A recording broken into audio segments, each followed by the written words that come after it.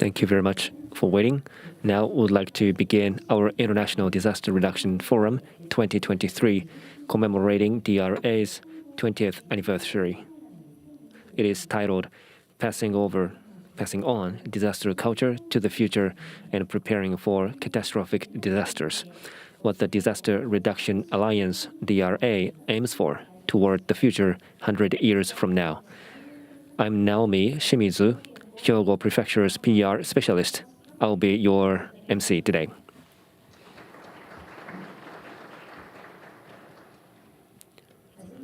First of all, on behalf of the organizers, we'll hear from Mr. Makoto Iokibe, who is the chairperson of DRA and Hyogo Earthquake Memorial 21st Research Institute.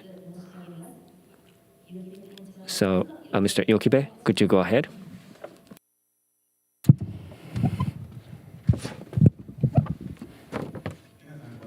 Good afternoon. Thank you very much for joining us despite your busy schedule, and also such a cold wave is approaching. So last year, the forum was held online because of the COVID. But this year, we'll be able to hold this both online and also face-to-face. And there are many participants through the online as well, and I appreciate your attendance. And the characteristics of this DRA this year is that we have the members from the Turkish-Japanese Foundation from Turkey, such as the chairperson, the Sayan, and the vice chairperson, the Ozudamaro. So in Japanese, it's Tonichi, and you may think that it's Saturday and Sunday, but it means Turkish and Japan. And I have engaged in such a deep relationship with Turkey for many years. Even though geographically it is very distant, however, there are a lot of common points between Japan and Turkey, and also it is on the border between the Asia and Europe. And Japan has its unique their culture and the policy, and so does Turkey. And Kemal Pasha, before war, there was the modernization, and we have made a lot of the active discussion at the society. So I feel so grateful to invite all the members from Turkey, and there was the great Hansin Awaji earthquake took place, and there are so many disasters, the major disasters, one after another around the world, and there are many museums made, and we also created the think tank to exchange the opinions. There are not many other such the prefecture, but the Kobe and Hyogo taking the leadership to doing that. And the government in those days, they did try to make the revolution of the based upon the existing system. And however, they tried to disrupt such system and structure in order to make it something innovative. And creating the think tank, it was quite challenging. But the 4 years after the COVID great Hyogo and Awaji great earthquake, and in 1999 there was also the earthquake in Turkey. So we have dispatched the members from Hyogo Prefecture for support, and it was broadcasted in Japan, and that broadcasting was one of the opportunity or momentum to make some social changes in Japan. So Turkey and Japan, both countries facing a lot of major disasters. but they greatly appreciate the support from Japan. And from Japan's side, because we provided the support and we were able to gain the support, domestic support as well. And it was a very good trigger for us to further expand our activities. And 4 years later, after the Hanji Aoji Great Earthquake, there was a Turkey earthquake. And 4 years after that, we decided to make this new momentum.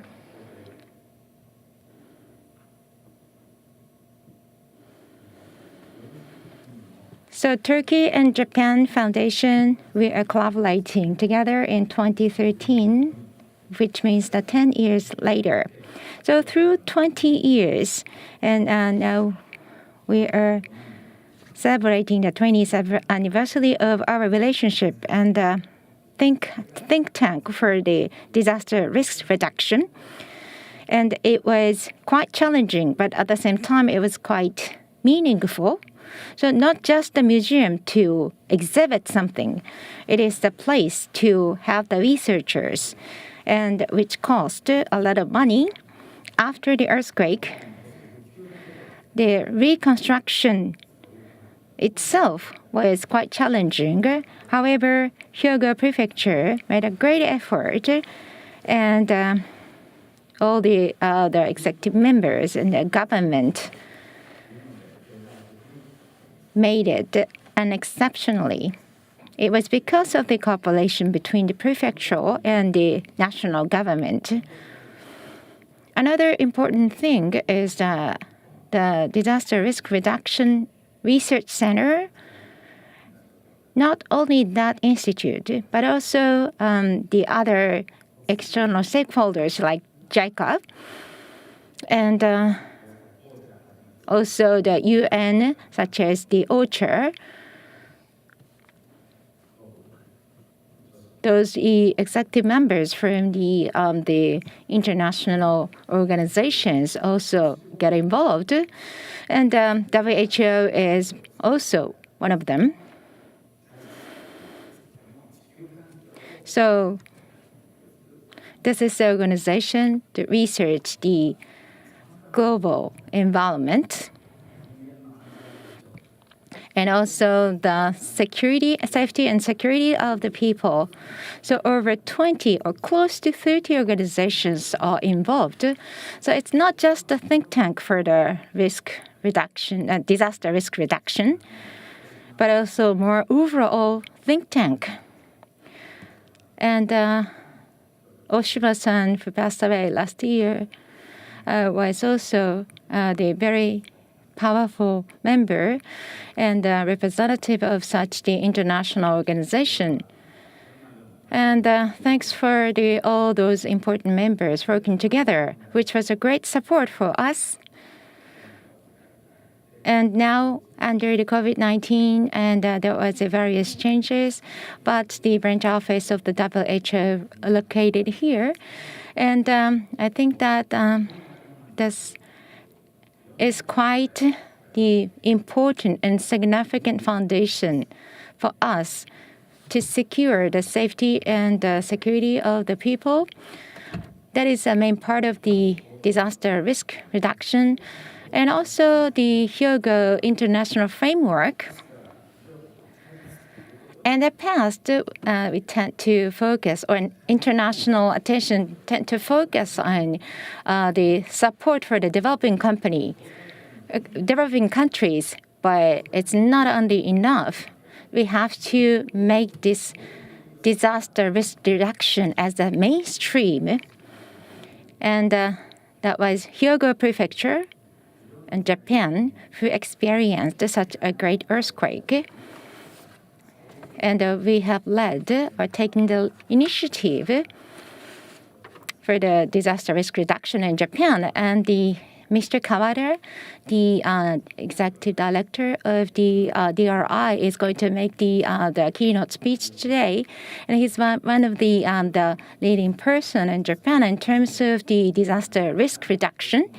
And we will share with you the various ideas based upon the reflection on the past and also the ambition for the future.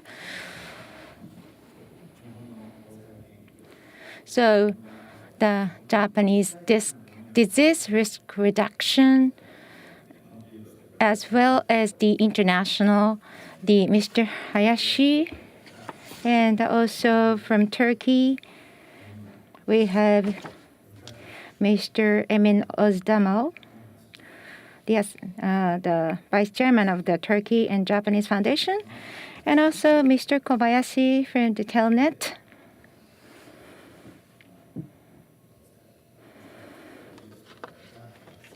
Who have led the activity for the disaster risk reduction in Hyogo, and also Mr. Kimura, who is the Director General of the Kansai JICA Kansai Center. So I feel so honored to have so many important speakers, and also many people are connecting through the online, and for the next 100 year. And I hope that this is going to be a very meaningful opportunity to exchange the opinions. Thank you.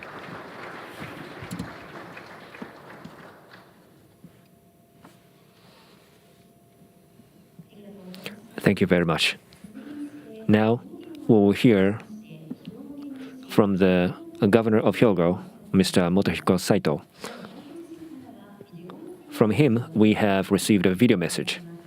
So please take a look at this. I'm Motohiko Saito, the governor of Hyogo. As we open the Forum on International Disaster Reduction Alliance Forum 2023, I would like to give a few words as one of the organizers. Disaster Reduction Alliance, DRA, was established in 2002, aiming to link specialized institutions in HAT Kobe and become an international hub of relevant activities. Disaster Reduction and Human Renovation Institution, or DRI, is at its center and has commemorated its 20th anniversary this year. I would like to extend my heartfelt appreciation to those who supported the institution. This year marks the 28th anniversary since the Hanshin Awaji Great Earthquake, which happened on January 17, 1995. Here in Hyogo Prefecture, there are more people who have not experienced the quake. There is a concern that the memory may fade away.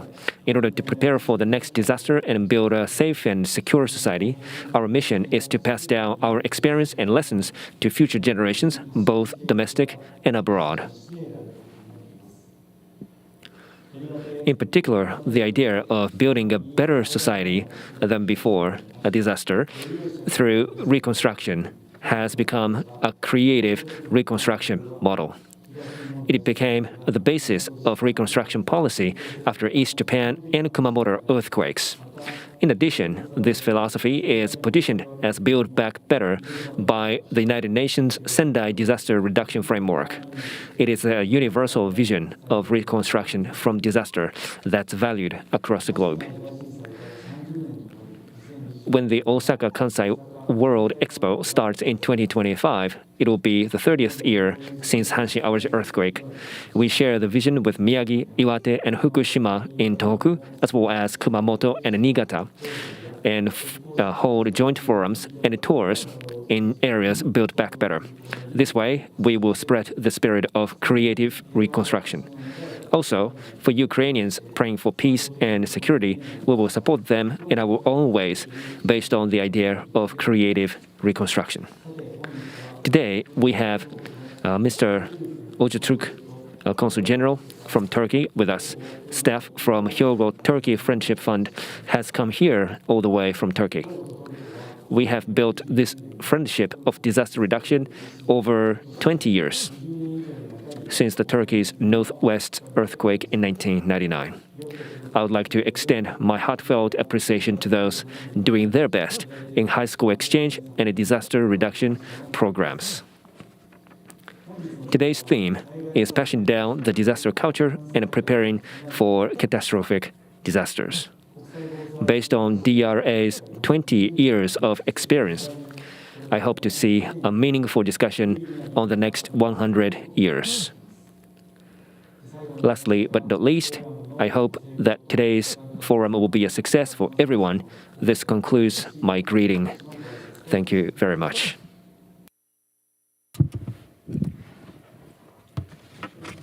Thank you.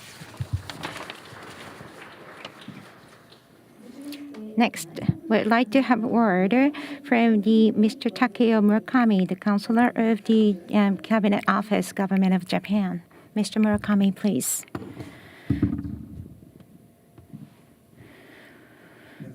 Good afternoon. I am Murakami, the Counselor of the Cabinet Office, and Mr. Yakebe and Mr. Nejat Barasalan, and the Director of the Turkey-Japan Foundation, and Governor Saito, and all the members. I'd like to make some word. And last year was another year of the disasters around the world, and also in Pakistan there was the record-breaking flood from June to October, and it lasted many months and affected tens of millions of people. And also the other extreme weather disasters such as flood, heat waves, and drought have occurred.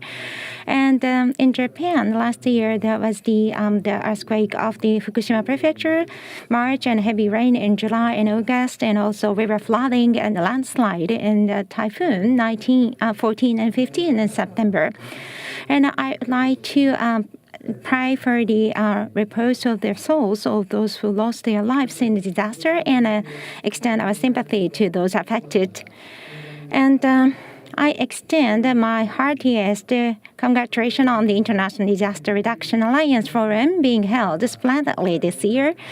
And in particular, this year's the forum commemorates the 20th anniversary of the Disaster Reduction Alliance established in October 2012.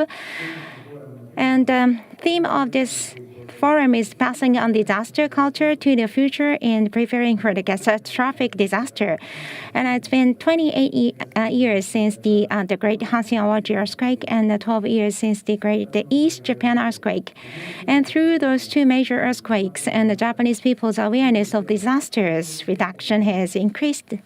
However, recently it tended to reach the plateau.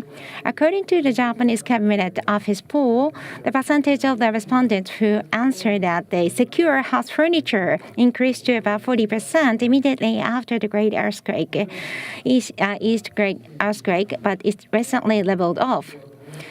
And under such circumstances, this year, 2023 marks the 100th anniversary of the Great Kanto earthquake, which is said to be the worst disaster in Japan. So taking this opportunity, I feel that it's truly timely theme to renew our commitment to passing on the disaster culture and to enhance their preparedness for the catastrophic disaster. And this year also marks the interim year of the implementation of the Sendai Framework of Disaster Reduction, which was adopted at the third United Nations World Conference. And the Sendai Framework for the Disaster Reduction is a Japan-originated international standard that succeeds the principles of the Hyogo Framework for Action adopted in Kobe in 2005. So through the forum, I hope that there will be a discussion on what the international community should work on in the second half of the Sendai Framework for the Disaster Reduction for the next 100 years. And in closing, I'd like to thank the members of the Hyogo Prefectural Government, DRA, for their effort in preparing for today's forum, and also wish you success in today's forum, as well as continued success in all your efforts. Thank you.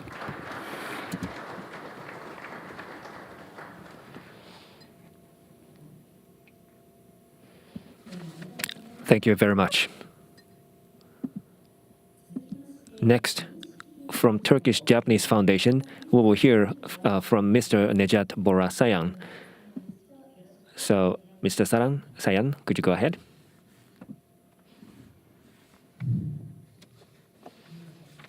Hello, everyone.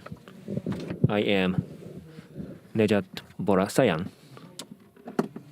I am the chairperson of Turkish Japanese Foundation. I'm really delighted to be here.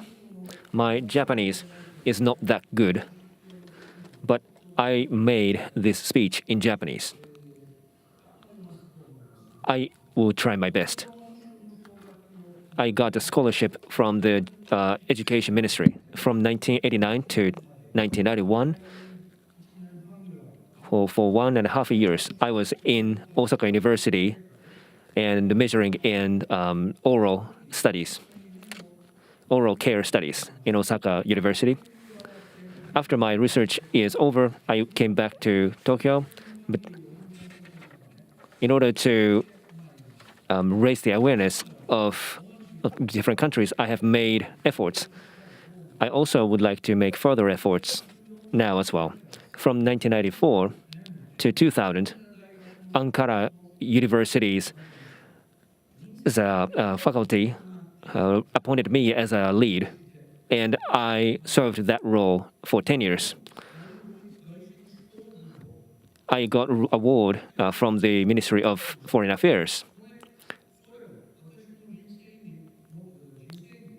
In my life, that was a very significant event, and I feel it very honored.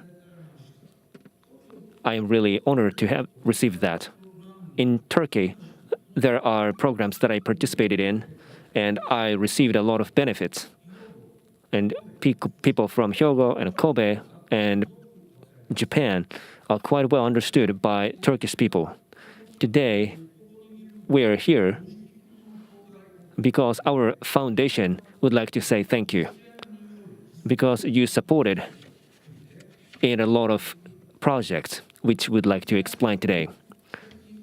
When we think about natural disasters, we need seminars.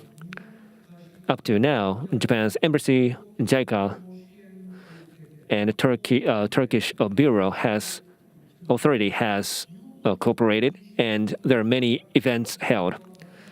We share the pains because both of us are full of disasters in the country. In 1999, which is 4 years after Hanshin Awashi earthquake, in that year, on the 17th of August, in Turkey, we had an earthquake, and they helped us heal our wounds. And there was a donation from Japan's side. In 1999, December 12th, between Hyogo and our foundation, there was an agreement made. And our foundation and friendship was demonstrated. And based on that, we would like to make sure that there are 8 years education support for school children. In 2000, we started and continued until 2014, this project. And then more than 5,000 people got scholarship. They got Turkish scholarships. They had an opportunity to go to Japan. This project was finished, and in 2013, Hyogo Prefecture and our foundation started to agree on an agreement. From 2016, we started a number of projects, and students and teachers have received programs and panel discussions, workshops, and project introduction activities. And many other programs were held. In this project, the programs conducted will be explained by Mr. Emin Ozdamar later on. And thanks to that support,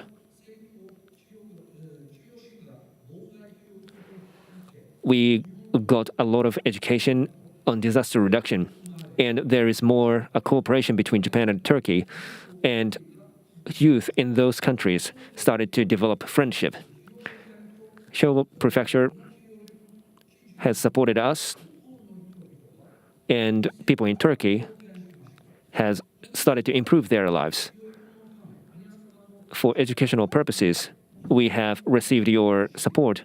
We learned about your culture. We had opportunities to meet Japanese people, visit many other cities, and build friendship between the two countries. It is now important and possible to help other people after receiving this support, and Turkish people are very appreciative of the support given from Japan. A lot of support required a lot of tasks to be done, and welcoming spirit from both countries meant that projects were made possible to be continued. I appreciate all the people in Hyogo Prefecture and people who have helped out of the most hardship. And I would like to say appreciation to the governor of Hyogo. We are really feeling honored to be able to help you in this forum. This is the success of everyone. From the beginning, you have been with us. We have got the support from Paris office and Hyogo prefectural staff. They have made this friendship and other programs possible. I would like to extend my heartfelt appreciation to all. Thank you very much.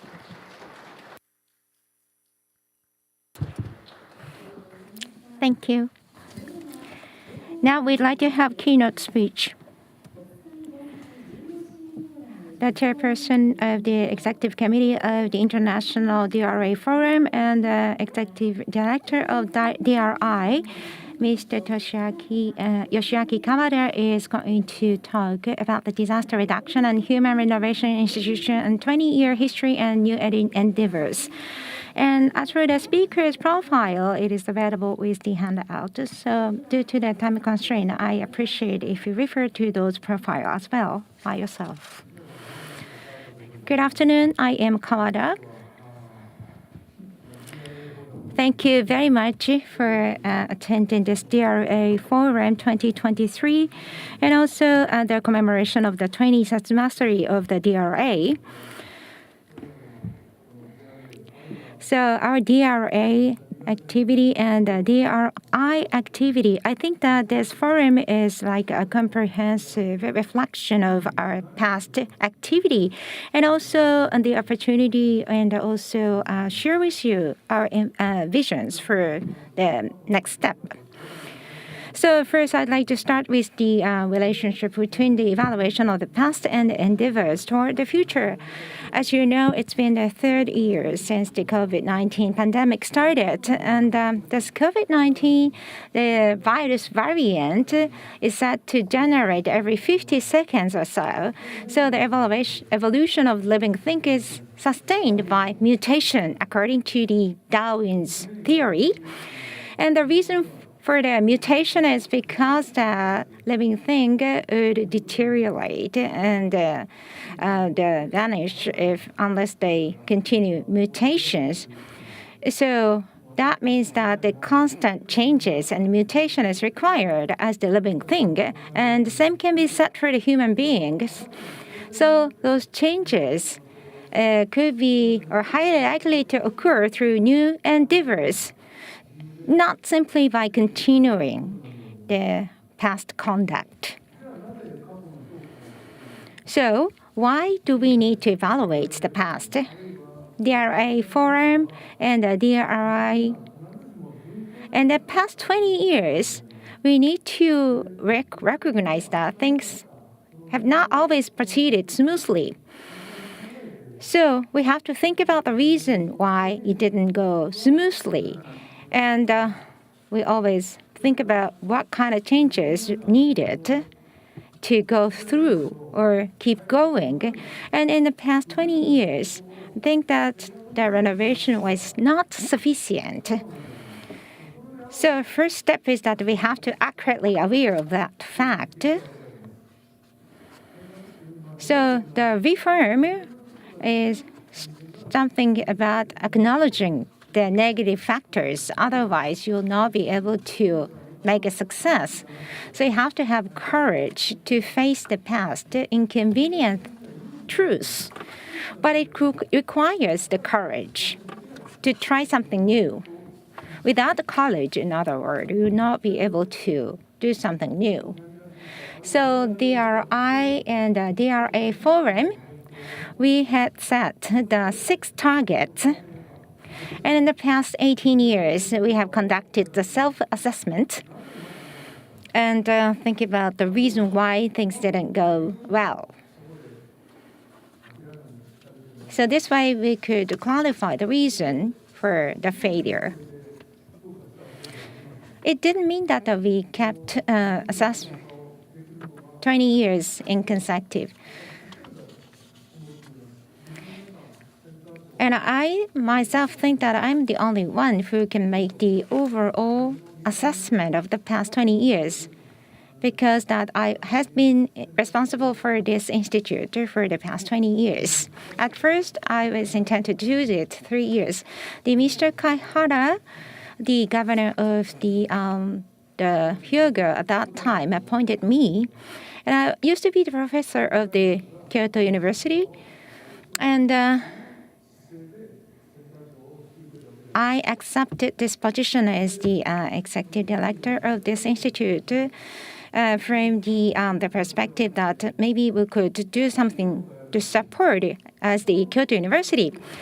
However, as the top of this institution, we have to always be subjective and objective, as well as subjective. And the reason why we could do this both is because of the lesson learned through our experience of the disasters. And we have to disseminate those lessons.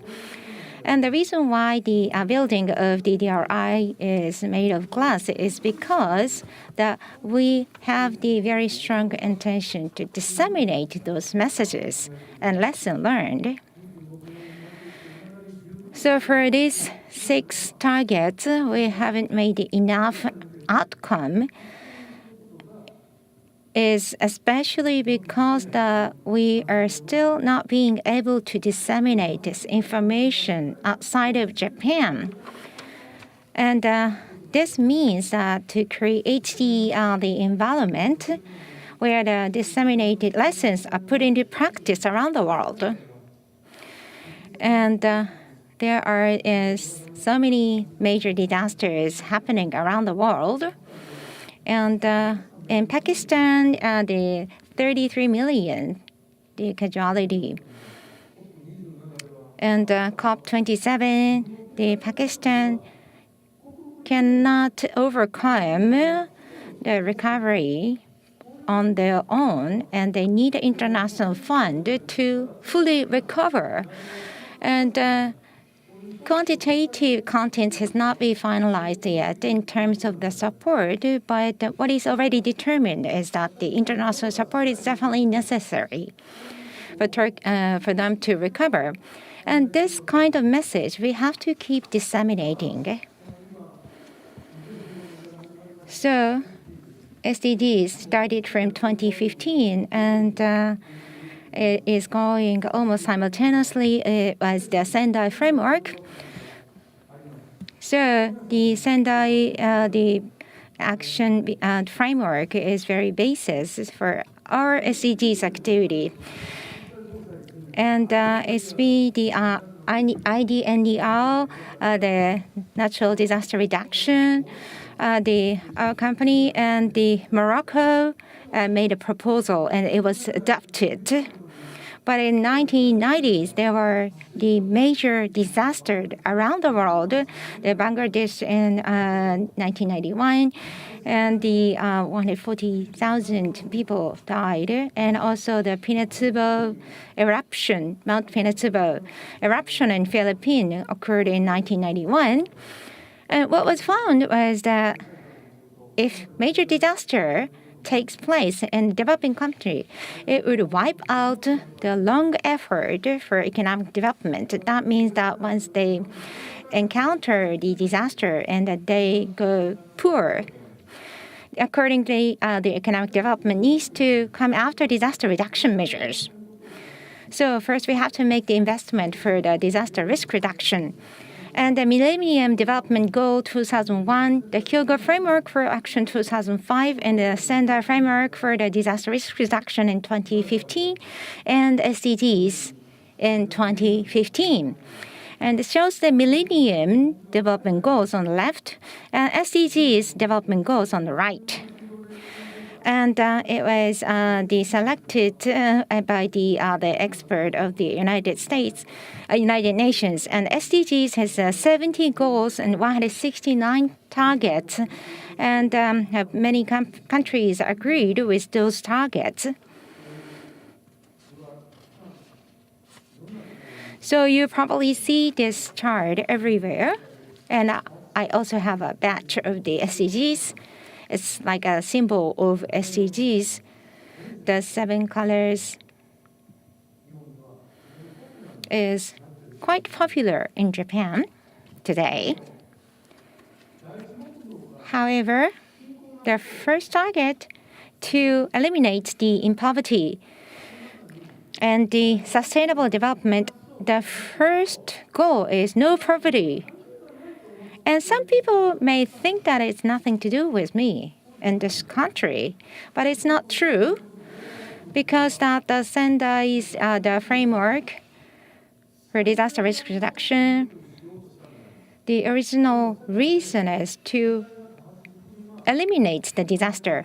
However, the 1/3 of the member of these the SDGs actually suffering from the natural disaster, and it's difficult to agree with the target, the elimination of the disaster as the first goal. Therefore, no poverty is probably more common for any member country. However, unfortunately, it is not the case in Japan. That many people in Japan tend to think that Japan is the developed country and the poverty is irrelevant. But the truth is not. But when it comes to the disaster risk reduction, it is not really outstanding in SDGs. It is because the first goal is not reflected here, but the true meaning of the SDG is to reduce the disaster risk. If you think that you have to do everything included in those goals, and people may lose the relevancy and passion, and there is such a risk. Another point that I would like to mention is that the word development, when it's translated into Japanese, the hatten, and it might cause some misunderstanding. That's why it was translated into kaihatsu in Japanese.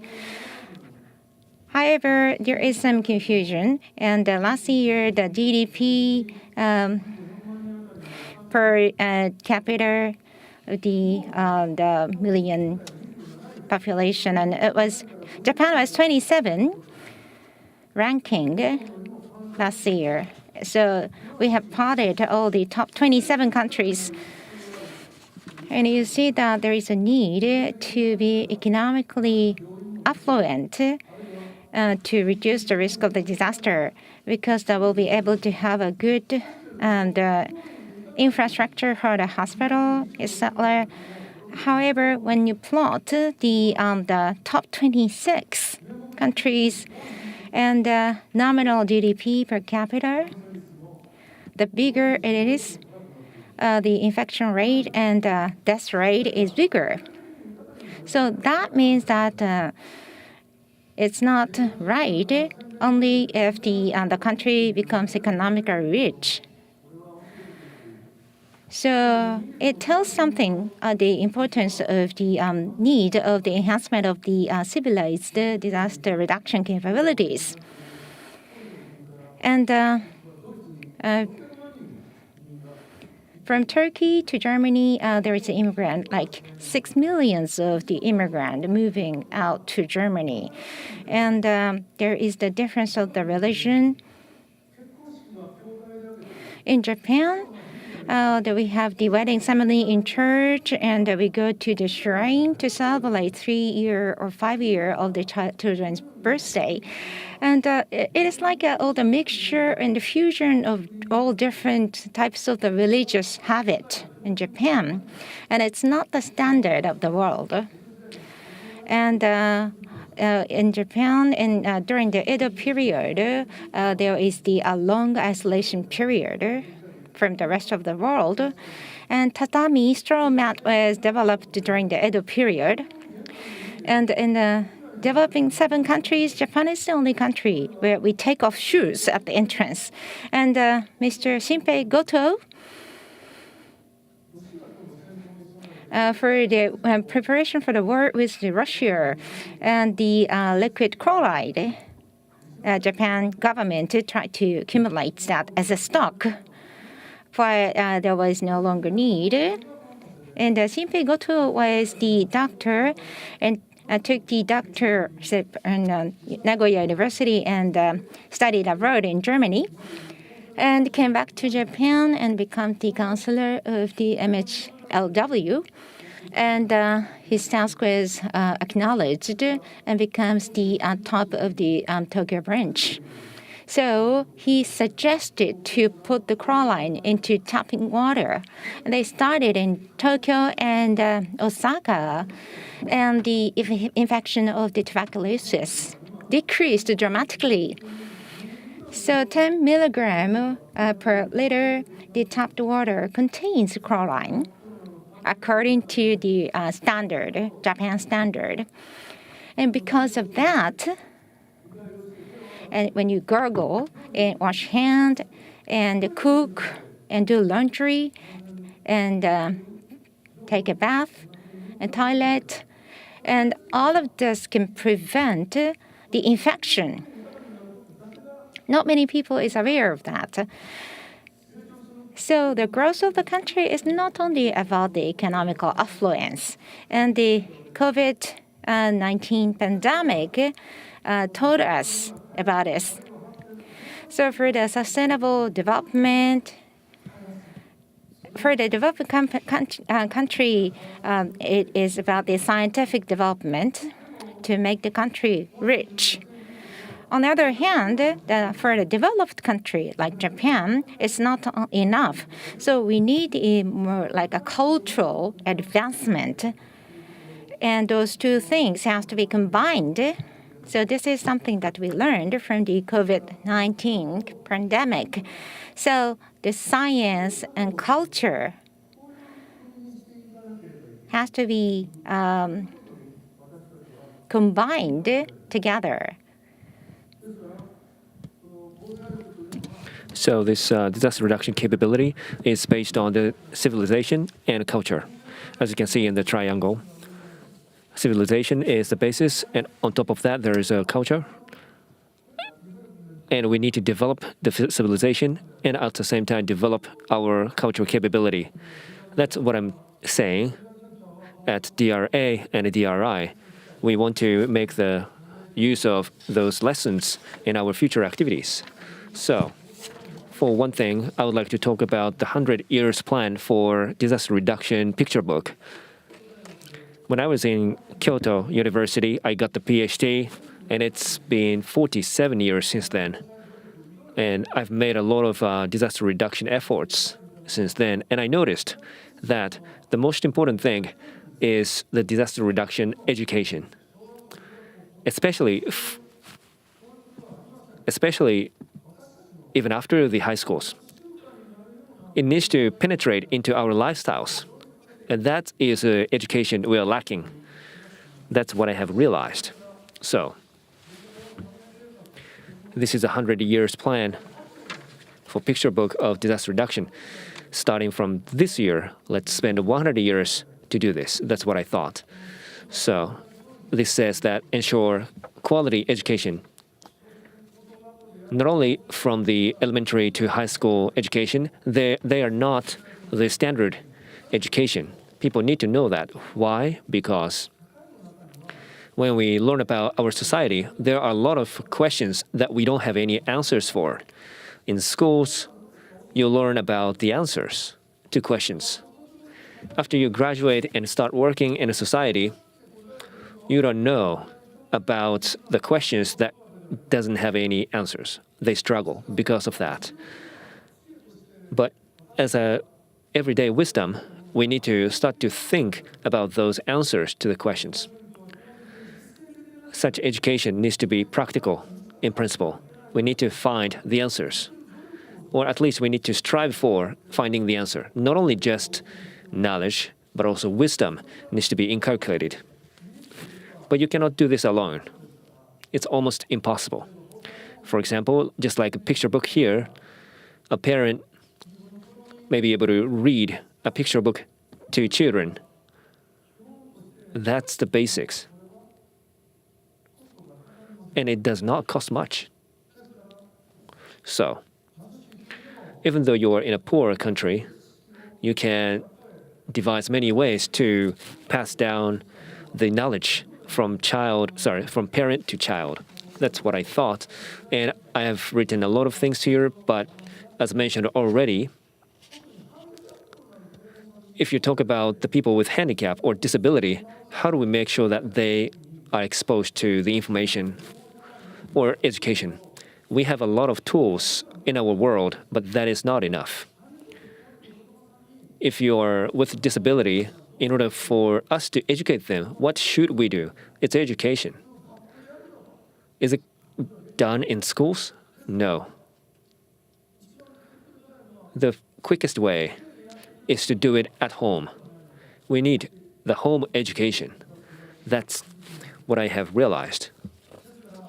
So this is a disaster reduction or Bosai 100 years picture book centrally done by DRA, and we have started taking actions.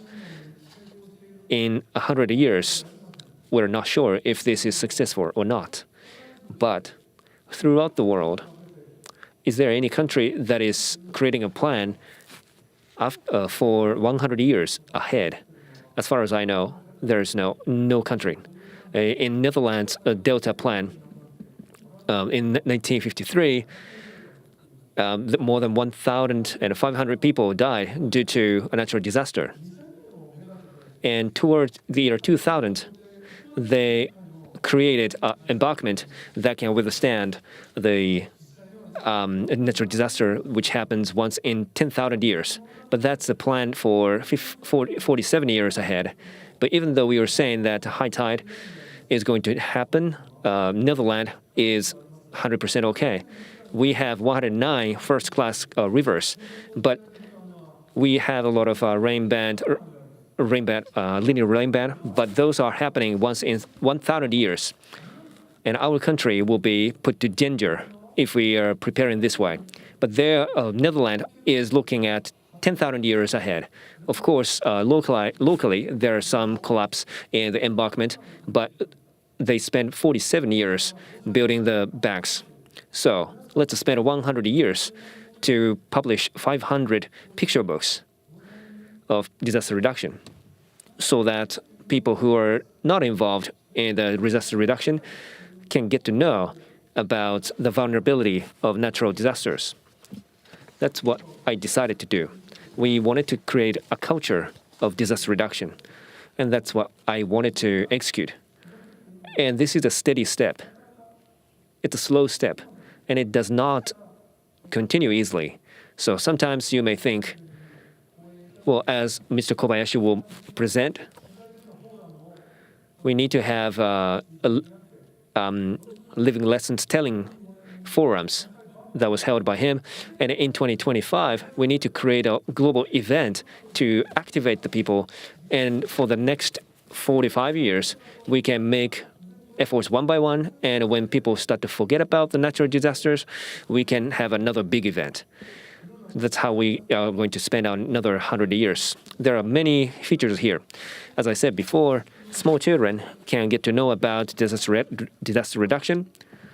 We can also narrow the gap of poverty. That's very important. So that's one thing I wanted to do. And as Mr. Hayashi will talk about catastrophic disaster, let me touch upon that as well. No poverty means no disaster.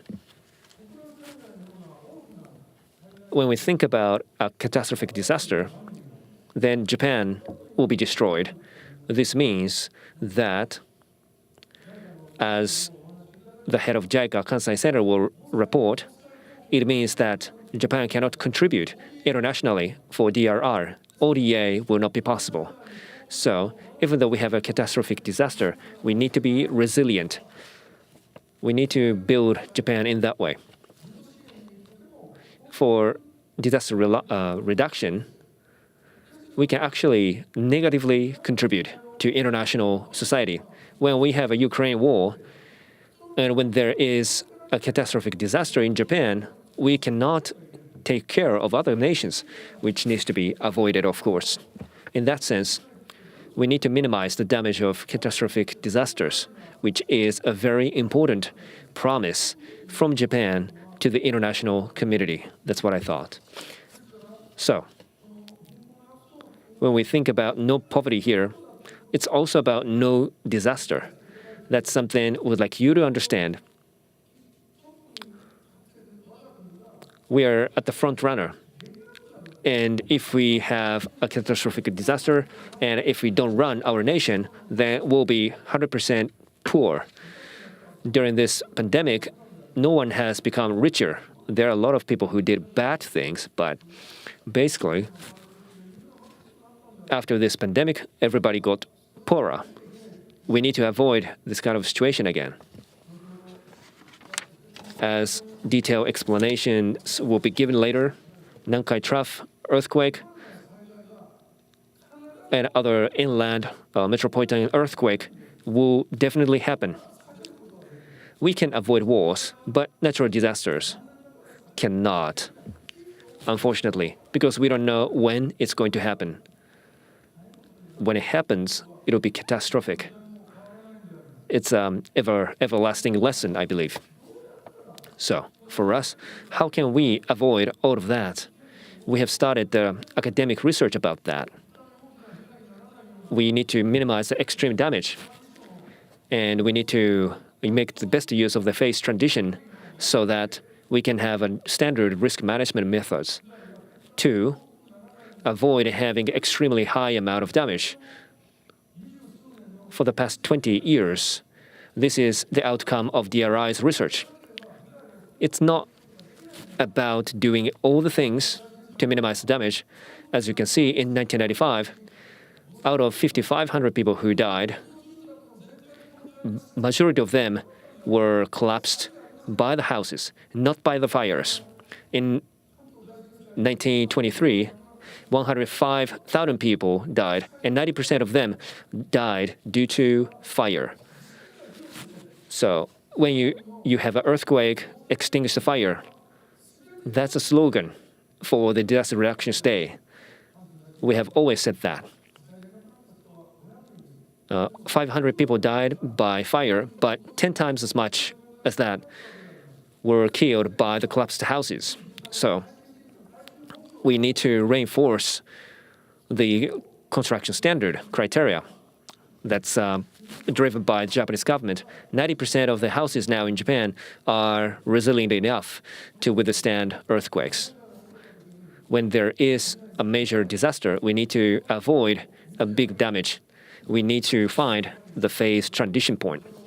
That's what I have found out. We need to apply that to future disasters. So when the Nankai Trough earthquake happens, we need to evacuate, and there will be more complex disasters due to evacuation.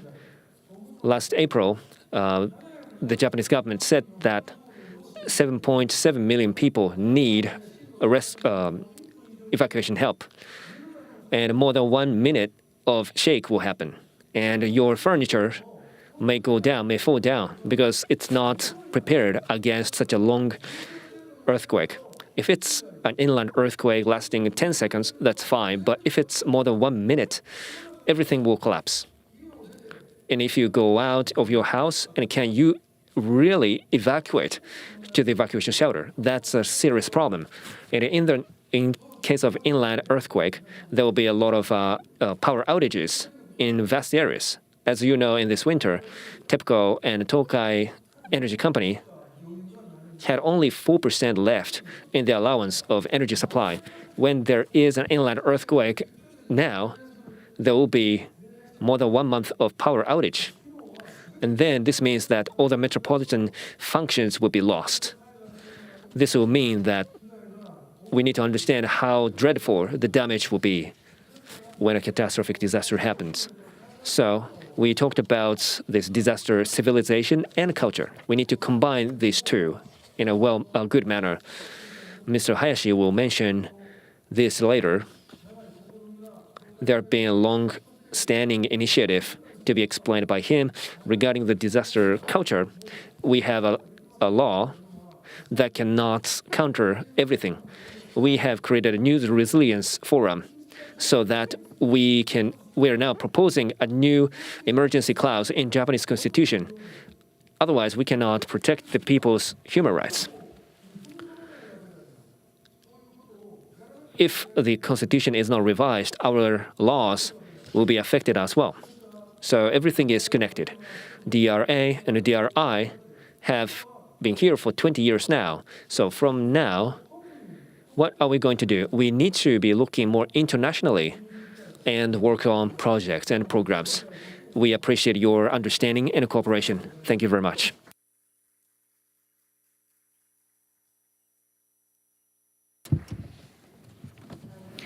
Mr. Kawata, thank you.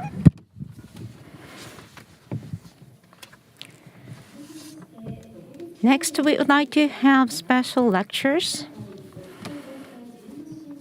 So we have two speakers to commemorate the 20th anniversary of the DRA establishment. And the first is the Vice Chairman from the Turkey-Japan Foundation, Mr. Emin Özdamaru, will talk about the DRR program in Turkey through the Hyogo-Turkey Friendship Fund. Mr. Özdamaru, please.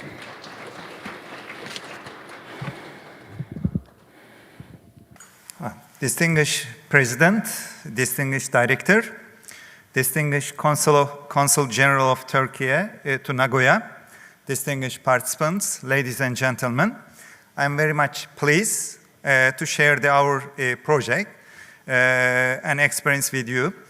At first, on behalf of Turkish-Japanese Foundation, I must acknowledge and express our sincere appreciation to Hyogo Prefecture government, as well as to residents of Hyogo for their donation after Great Marmara earthquake that hit Turkey in 1999. With this contribution, we established, as our chairman, Professor Sayan mentioned, Hyogo-Turkey Friendship Fund, jointly established. Thanks to this fund, we were and are able to implement disaster risk reduction project. Let me share a piece of our activities with you. What we did during the last 6-7 years. Why? Okay. With the donations of the Hyogo Prefecture government and residents of Hyogo Prefecture after 1999 earthquake, the fund was established in the 1999, done jointly the Turkish-Japanese Foundation and Hyogo Prefecture government. In fact, I'm going to focus on the activities right after the first, second fund agreement after the first one, signed by the governor of the Hyogo, Mr. Ido, and the former chairman of the foundation on October the 31st in 2013. We have been managing this fund with Hyogo Prefecture. Jointly, they supporting many the project in Turkey with the relevant organization. I have to mention that the most of our project that we received the experience of the trainees of the JICA, who mainly received the training in Hyogo. Means that we are in fact a kind of having the role of the moderation, transferring the experience of Hyogo to Turkey throughout the ex-participants, both the JICA and our Hyogo overseas trainings program.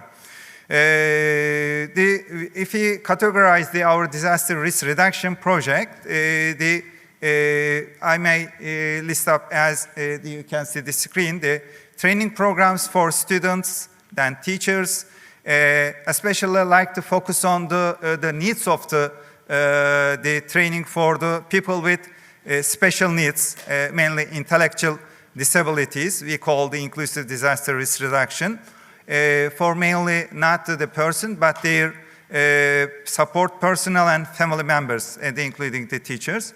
Disaster education and training material development, and then their distribution. Disaster project contents, the Bosai Koşen, recently we have started. This is the kind of the infusion from Hyogo to Turkey. Participating in the Congress workshop panel to share our experiences. This is the disaster risk of Turkey. You see we have many fault lines, and then most of the areas, the earthquake 1 degree areas. In the past, always, I mean, every 2-3 years, we have been unfortunately receiving the big earthquake. Recently, in the 2020, happened the earthquake in Izmir, Aegean coast. In fact, the epicenter was not in Turkey, but in Aegean Sea, they close to Greece. Unfortunately, more than 100 people passed away. For the first time in Turkey, one people died, I mean, because of tsunami in our history. These are this is the map of the hazard map prepared by the Disaster and Emergency Management Authority of Turkey. The white dots, okay, these are white dots. The program that we invited the students and teachers from the different locations. These are you see under the heavy earthquake risk, just in the cities beneath the active fault lines. First is that the disaster risk reduction training invitation program. Till now, avoiding the pandemic period between 2016 and 19, 6 times we implemented the disaster risk reduction invitation training program. First, from sorry. Okay, okay, back. One is there in the close to Iran border.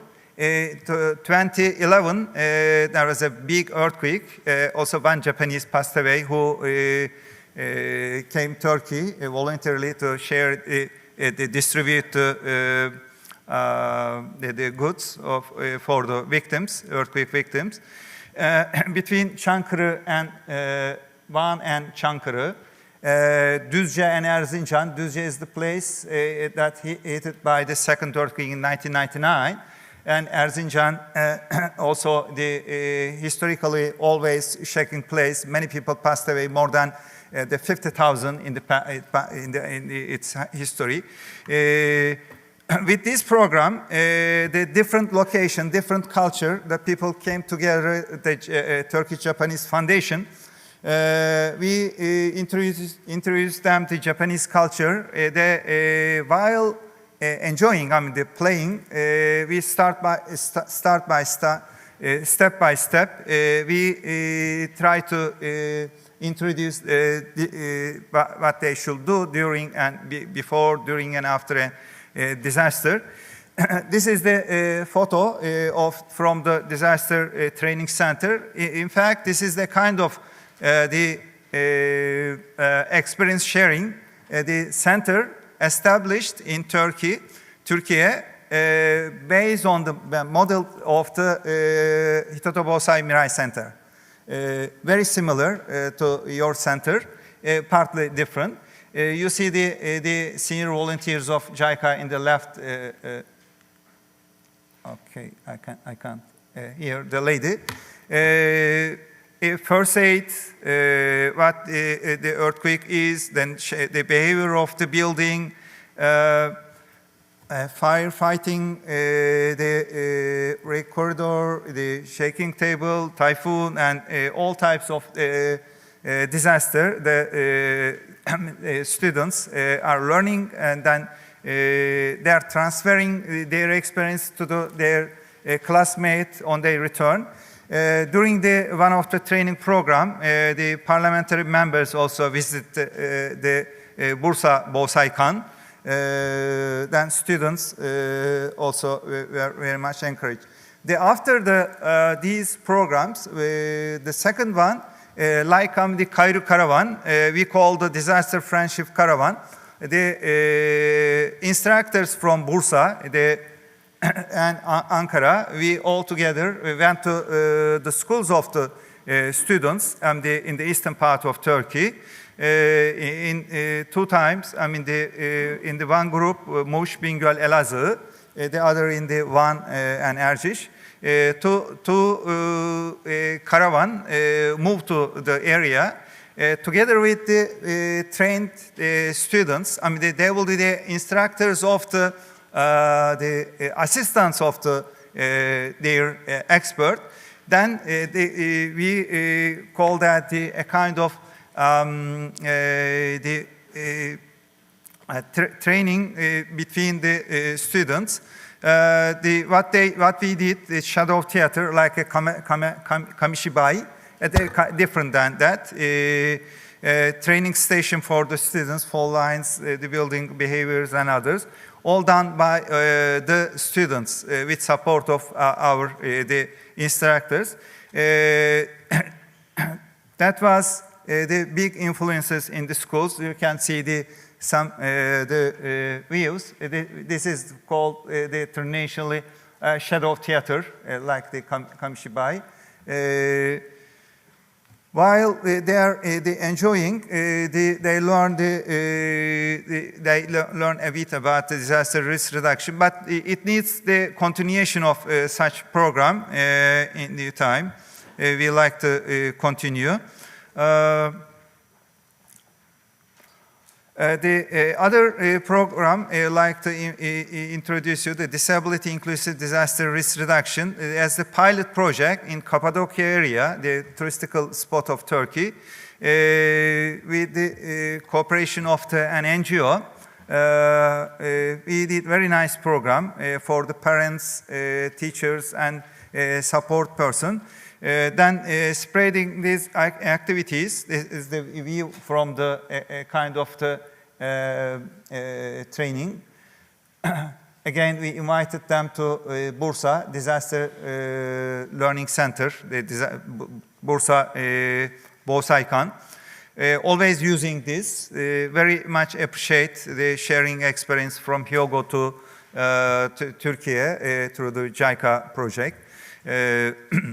Then, after the accumulated information, we hold a workshop with international participation on intellectual disability and inclusive disaster risk reduction. Kindly, the Japanese expert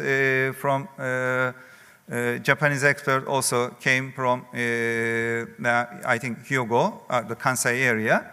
Together with the representatives from the Hyogo prefectural government. Professor Tatsuki, they shared their experiences. That was a great help for us. And our expert also shared their experiences. In fact, every 2 years, we plan to implement such a workshop in different parts of Turkey. Unfortunately, because of the pandemic, we have to resume these activities, but soon, maybe the next year, the second one will be conducted. Then, if it's realized, I would like to invite some of the prominent experts from Japan working on the intellectual disability and disaster risk reduction. And they also continued the seminar about the inclusive disaster risk reduction activities and painting contents on the friendship between Turkey and Japan. JICA's top officials also visited, and ambassadors always with us. This is the view from the Turkish-Japanese Foundation. We always encourage the people with intellectual disabilities and their teachers to understand the needs of disaster risk reduction. And various training program for teacher we conducted, especially we are recently focusing on the teacher and specializing on the special education, and especially the intellectual disability, the responsible teacher. We made a kind of agreement with the Minister of National Education of Turkey. Several agreements two agreements we did, and one with the Bursa governorship. We have been continuing our activities. As a piece of activities, let me tell you that the 5 pilot provinces, the Bolu, Düzce, Bursa, Nevşehir, all of them, also in Istanbul, all of them in the earthquake risky zone. Then teacher understanding the needs of the preparation before and during the disaster. Then they are trying to share the experiences with their colleagues as well as their students, but not as expected level because of the level of their intellectual disability. If it's moderate, they can memorize some activities based on the practices. With the training with Bursa provinces, more than 250 teachers will be trained. Then later on, these teachers will continue sharing experience with the parents of their teachers with support of our expert. That's on the way to the preparations. Before summer, the all activities will be conducted as we expect. Some of the JICA trainees, a kind of pre-orientation, our expert provided training before departure to Turkey. These are the teachers, the photo from the Turkish-Japanese Foundation. It's a project of the JICA's project of the school-based disaster education. From different view, not only the disaster education, from our perspective, we provide the activities, disaster psychology, as well as the special attention to the teacher with special students of the special needs. And in Turkey, different than Japan, recently I learned that the students, the pre-service teacher, compulsorily receive the disaster risk reduction courses. I learned it from the Professor Oda from Miyagi University of Education. That the Japan applying the training, education of disaster risk reduction education for pre-service teacher, but not applied in Turkey. For the first time, the Middle East Technical cooperation with Middle East Technical University, pre-service teacher, we provide for the pre-service teacher we provided training. That was the compulsory the course. That the university applied in cooperation with our experts. This is one of our projects. Some of them we invited to Bursa Disaster Learning Center, and also our expert and I myself share our experiences with them. They applied some activities in the school using our materials. Then volunteer teacher group also received the training. They focus on the climate change and disaster preparedness. The climate change is the hot issues in Turkey recently. Both we are combining climate change and disaster preparedness. This is the photos from school-based disaster education teachers received that. training. Also, we developed some materials I mentioned. One is the video clip, other is the disaster preparedness game. We say the quiz carpet, the left side. The other is the puppet. Especially this is the students in kindergarten. This is one of the very famous, the shadow theater, disaster training with Trination shadow theater. We always carry this, and then this is that was constructed with support of our fund. This young guy now is the university students, learning, focusing on these issues, both in Japanese and English version we provided. I think some of you might watch that video. Disaster puzzle, that is one of our material created by our expert group. During the pandemic, the students, maybe a bit different from Japan, they had to leave, have to stay their home. The age under 18, more than 5-6 months, they had to live in their houses. To make them normalize and then to make them socialize, we created the online disaster risk reduction training. This for the cultural exchange, for the kind of peer learning, in fact, practices. Sharing the disaster information, disaster education between the countries. The pandemic announced in Turkey in the March, the first week of the March. Then we started our first online training between Hokkaido and One in the first week of May. This is some of the from the culture and exchange part. For the first time, that was conducted in English. Then I'd like to emphasize that none of the students good at English. They try to learn English using the Google Translator, never use the PowerPoint. Most of them never use the PowerPoint, never use the Zoom. Then all together they learned, made a practice day and night. Then at the end, they really became very communicable with the others. This is some of from the one, it's our first program. Then first with Sapporo, May 5th, the other again from Sapporo to Turkey. Then students group from Sendai, Fukushima, Yamagata. That was very nice. Learned that our students learned that there is the club, student club. Club activities focusing on the disaster risk reduction. It's very new in Turkey. Then very much pleased to learn what they have been doing. These are some photos. Then moved to Kochi, Ogata High School, then Reikoku High School 2 times. Then at the end, Maiko High School. That is very nice for us because the first school that we learned providing with the disaster course, the disaster risk reduction course in Japan. Then first one, the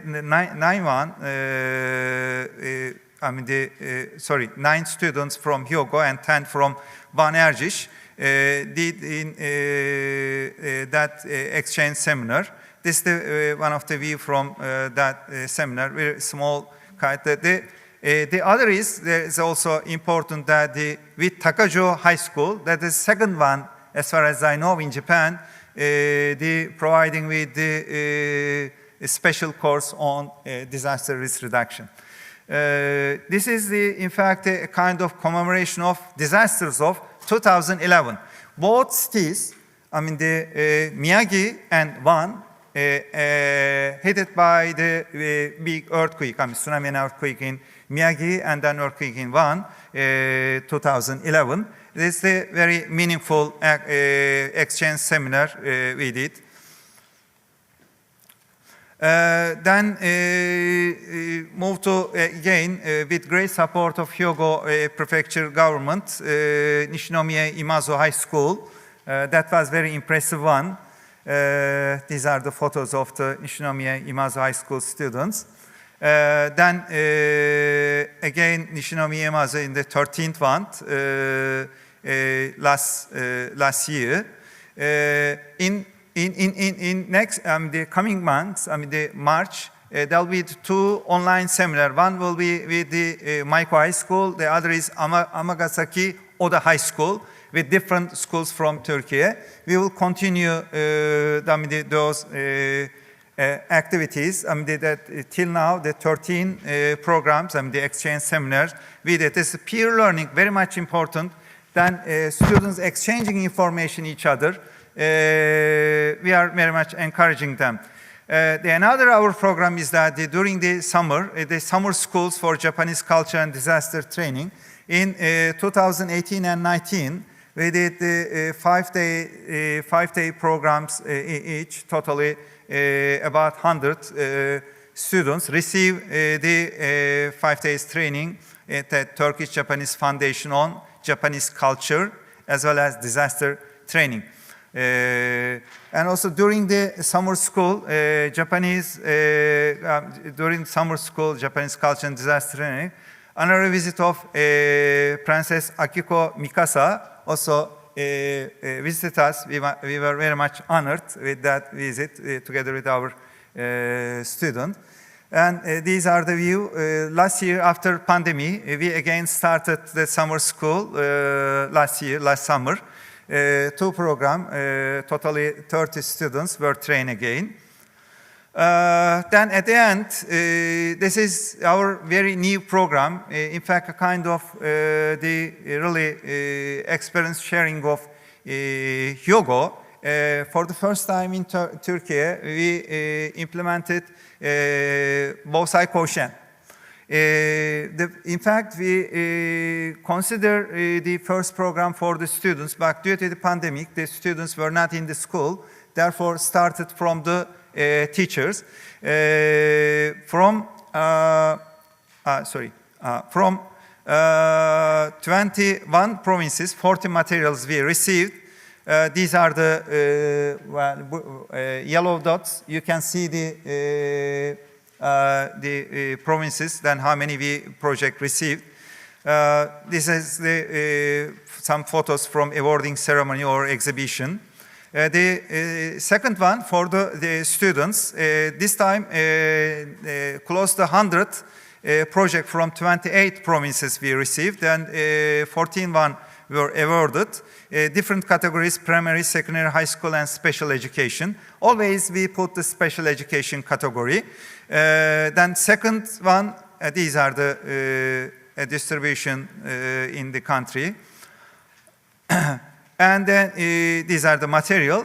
There's the good things that always with the deputy ministers, the Minister of National Education,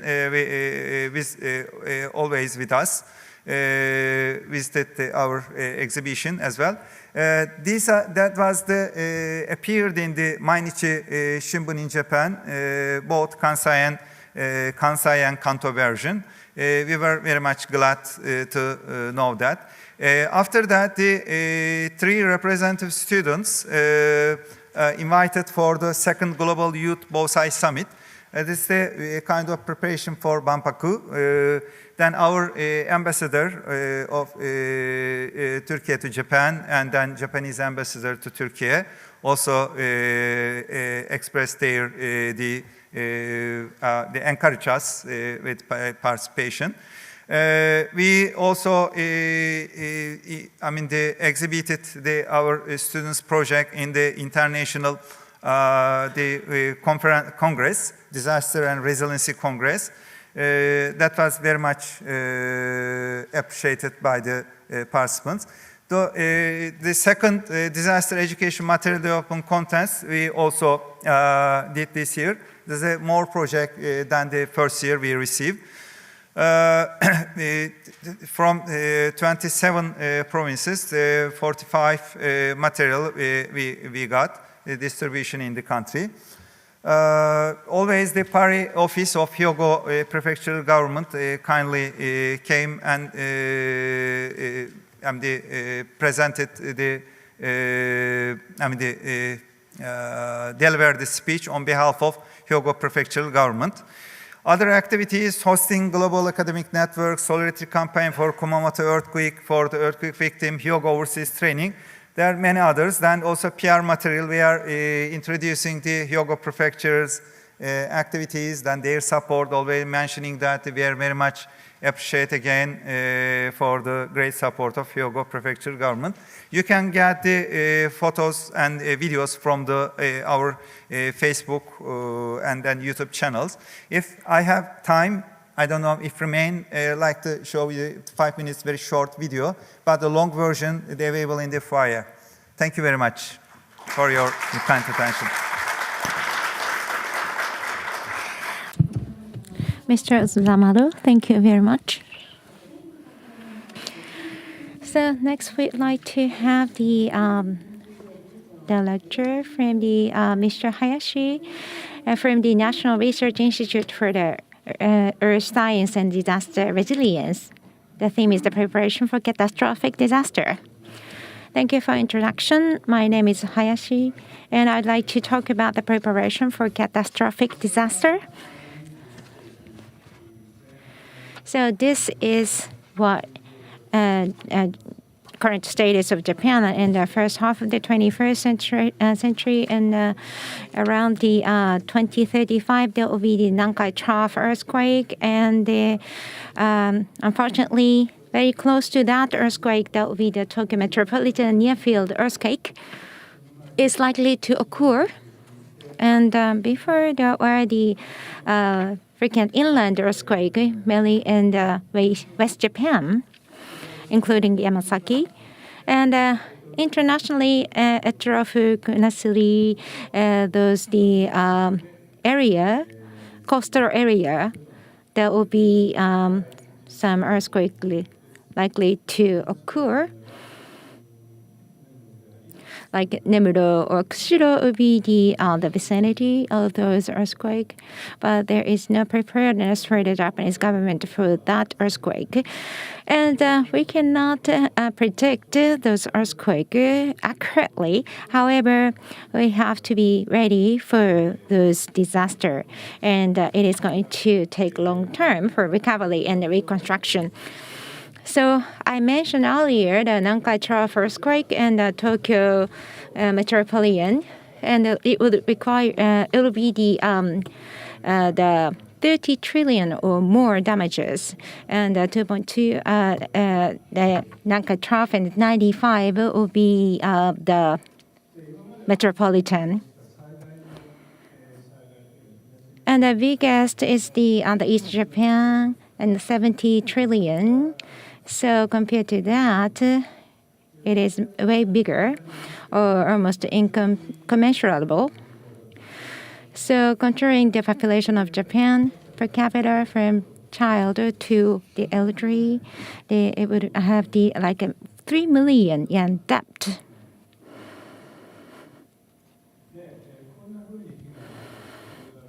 So this is how the damage is going to spread from Suruga to Miyazaki for Nankai Trough, which is the plate facing the Pacific Ocean. And of course, the damage is going to concentrate in the populated area. And this is the 2003 estimate, which is the 8.7 magnitude, which is the largest scale in the history. So if it takes place at the same time, it'll be the huge damage. As you can see, there is some damages in Kanto area. So in East Japan Great Earthquake, the magnitude was 9.0. And nobody can deny the possibility of this scale of the or magnitude of the earthquake. So we did the simulation, and it showed that in Kanto area, the damage is widely spread. Around the Hamanako Lake is red. That means that it would hit the industrial foundation, and also Nagoya and Osaka and Kansai region will be affected. As you can see, the red area.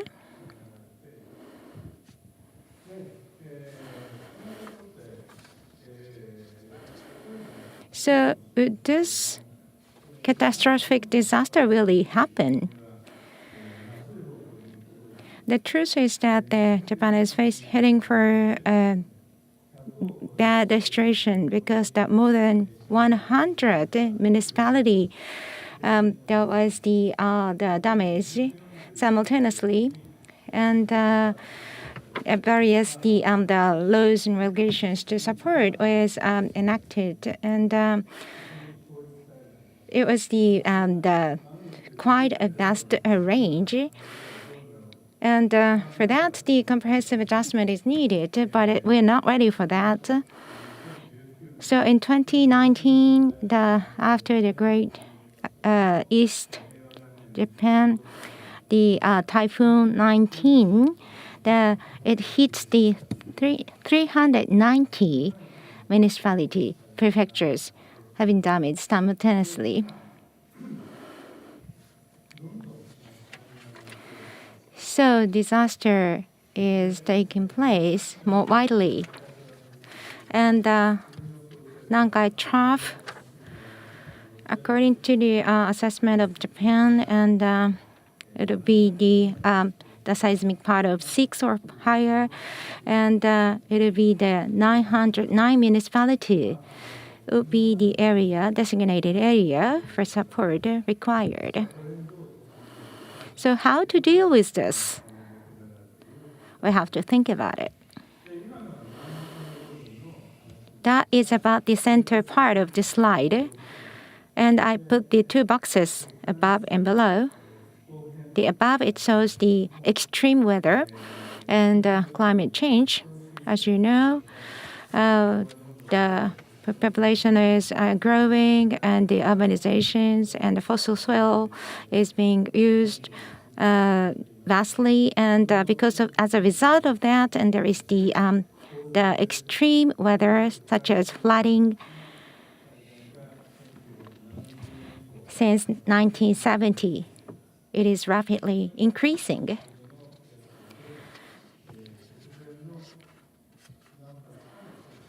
So that might coincided with the some of the metropolitan near field earthquake or the Nankai Trough earthquake. And extreme weather or weather disaster could happen every year. So when it's combined with those major earthquake, and it would require much longer term recovery and reconstruction. Another thing we have to think about is that first, in the history, we are now in the depopulation phase. We had more than 2,000-year history of Japan, but this country decrease of population with a 2004 as peak year, and every year it decreases by 1 million. And it's like the entire Sendai prefecture disappear every year. So the population is decreasing because there is no childbirth, and the number of the childbirths keep decreasing. And on the other hand, the aging society keeps going. So under such circumstances, are we really able to manage the situation? Talking about this population, it is important to mention that the labor population especially would decrease, and it would affect the affluence of the country. And also there will be the energy issue or self-sufficient issues. So are we able to survive under such harsh environment? So the first is, I said that 30 trillion yen damage, but there will be some others. Like the over 300,000 people would die, and also the the capital function might be paralyzed. And also the Tokaido Shinkansen and Tomei, the highway, will be affected, and the transportation will be damaged badly. And also Hamanako and the Mikawa Omi area, which is the important industrial foundation, will be damaged as well. And at the end of last year, it was said about the sovereign risk. So there is the risk of the increased sovereign risk, such as the long term of the interest rate and the government bonds. And also when there is the great demand for reconstruction, and there might be the shortage of workers.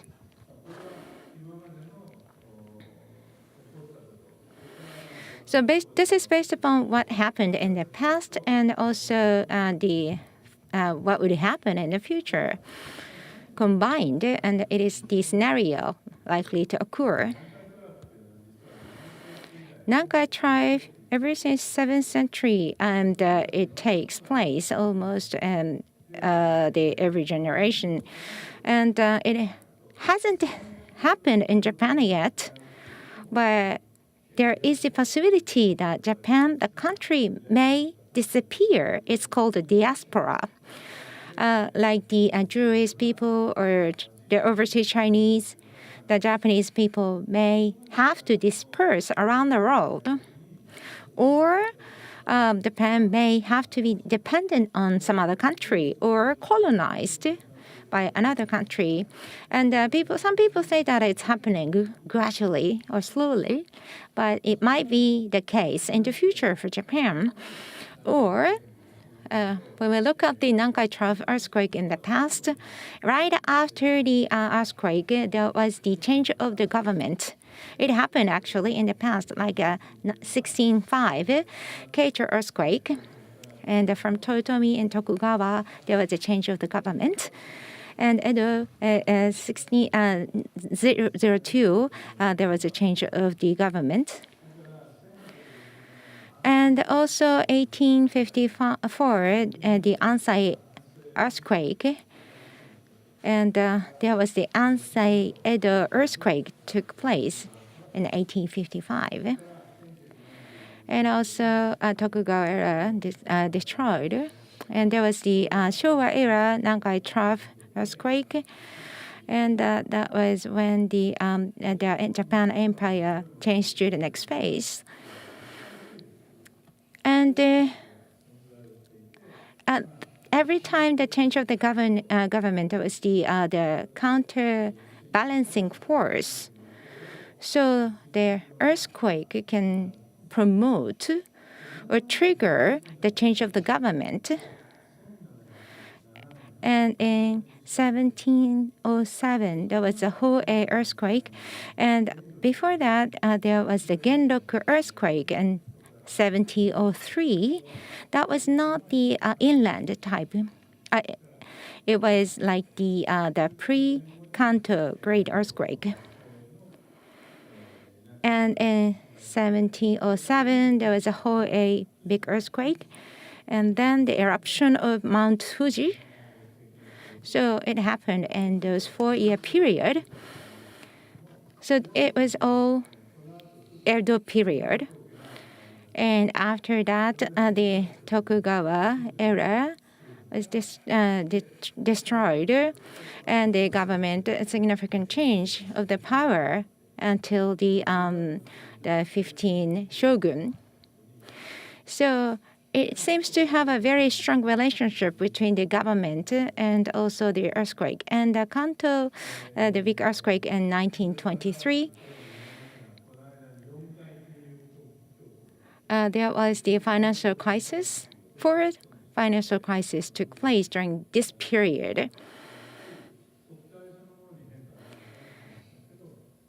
So you can say that the major earthquake could affect or something to do with the decline in the power of the nation. And talking about the decline of the nation, there was the Lisbon earthquake in 1755. And it was the street earthquake. And Portuguese was the powerful company next to Spain, but it was significantly hit by this huge earthquake. And you see this decline of the Portugal through the various historical remainings. But you see that the biggest city in the world was badly damaged. So Lisbon earthquake may not be that relevant in order to answer the question.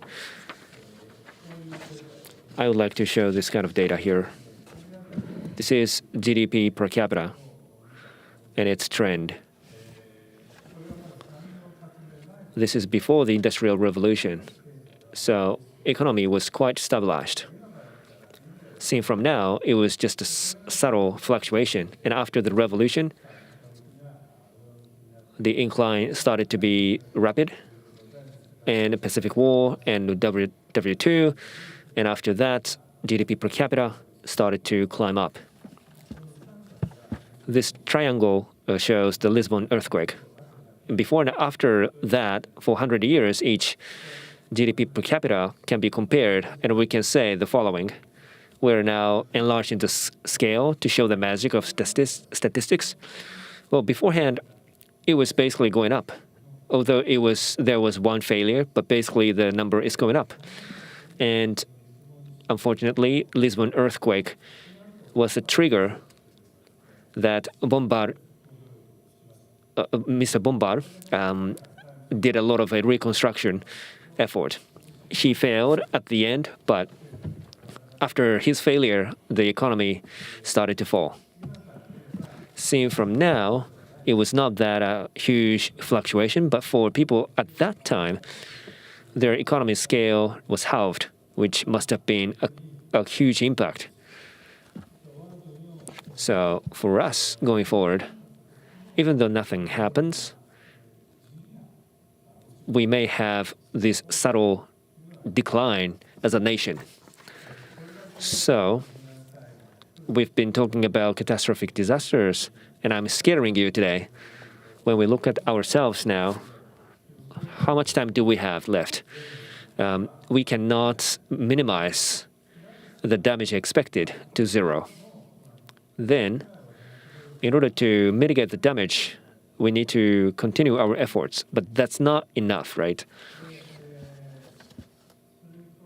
In addition to that, important social functions will have to be considered from the enhanced business continuity capability.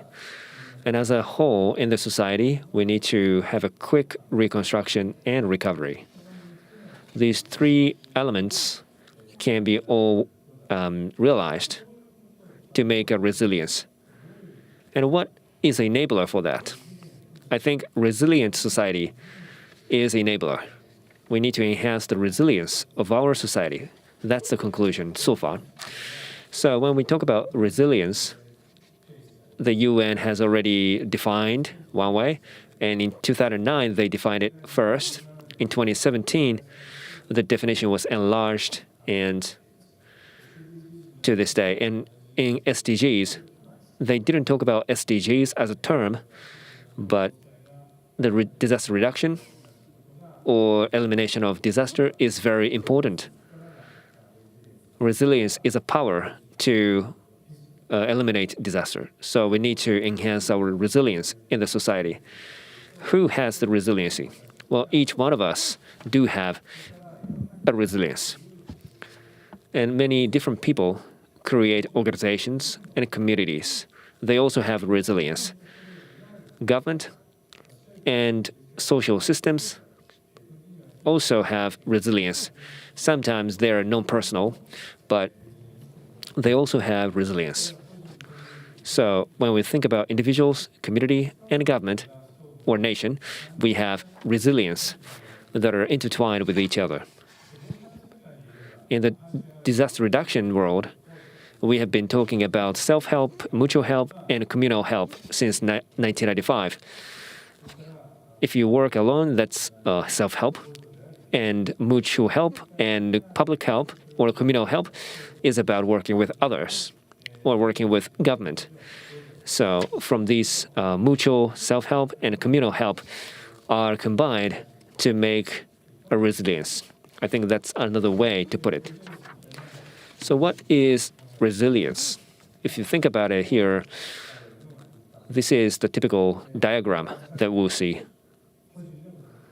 It can be about individuals, it can be about organizations, country, or society, or international society. Usually we're at 100%. We're meeting the requirements as functions, but when there is a disaster, there is a damage, and some of the functions are lost. This means that we need to start the recovery activities. It will take some time, but if it goes well, we can recover back to 100% again.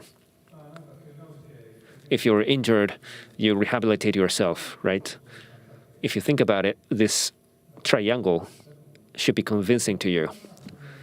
The issue here is the blue area in triangle. This is a lost function, or in other words, this is about vulnerability. How do we minimize this area? That is translated as resilience. There are two ways to do this. We minimize the damage, or quickly recover so we can stand up again. These are the ways to promote resilience. In case of catastrophic disasters, it says in its definition to resist, absorb, accommodate, adapt to, transform, and recover from the effects of a hazard. That's how the behavior of the catastrophic disaster is made. Resist and absorb mean that there is an external force, but the damage is not that high, or change is minor.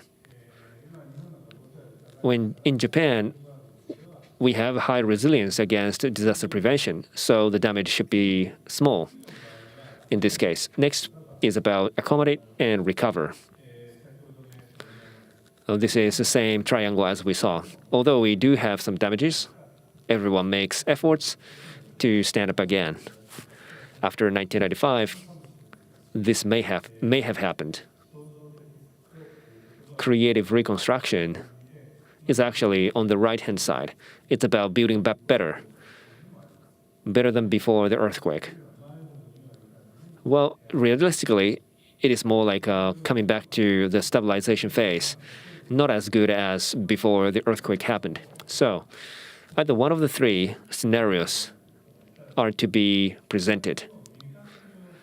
But seemingly they are different, but on the background of that is the identity that is still maintained, I believe, among these three cases. So how do we measure these three behaviors? It's about before something happens, while it's happening, and after it happened. We can measure the resilience reaction in each of these three phases, and we can compare them.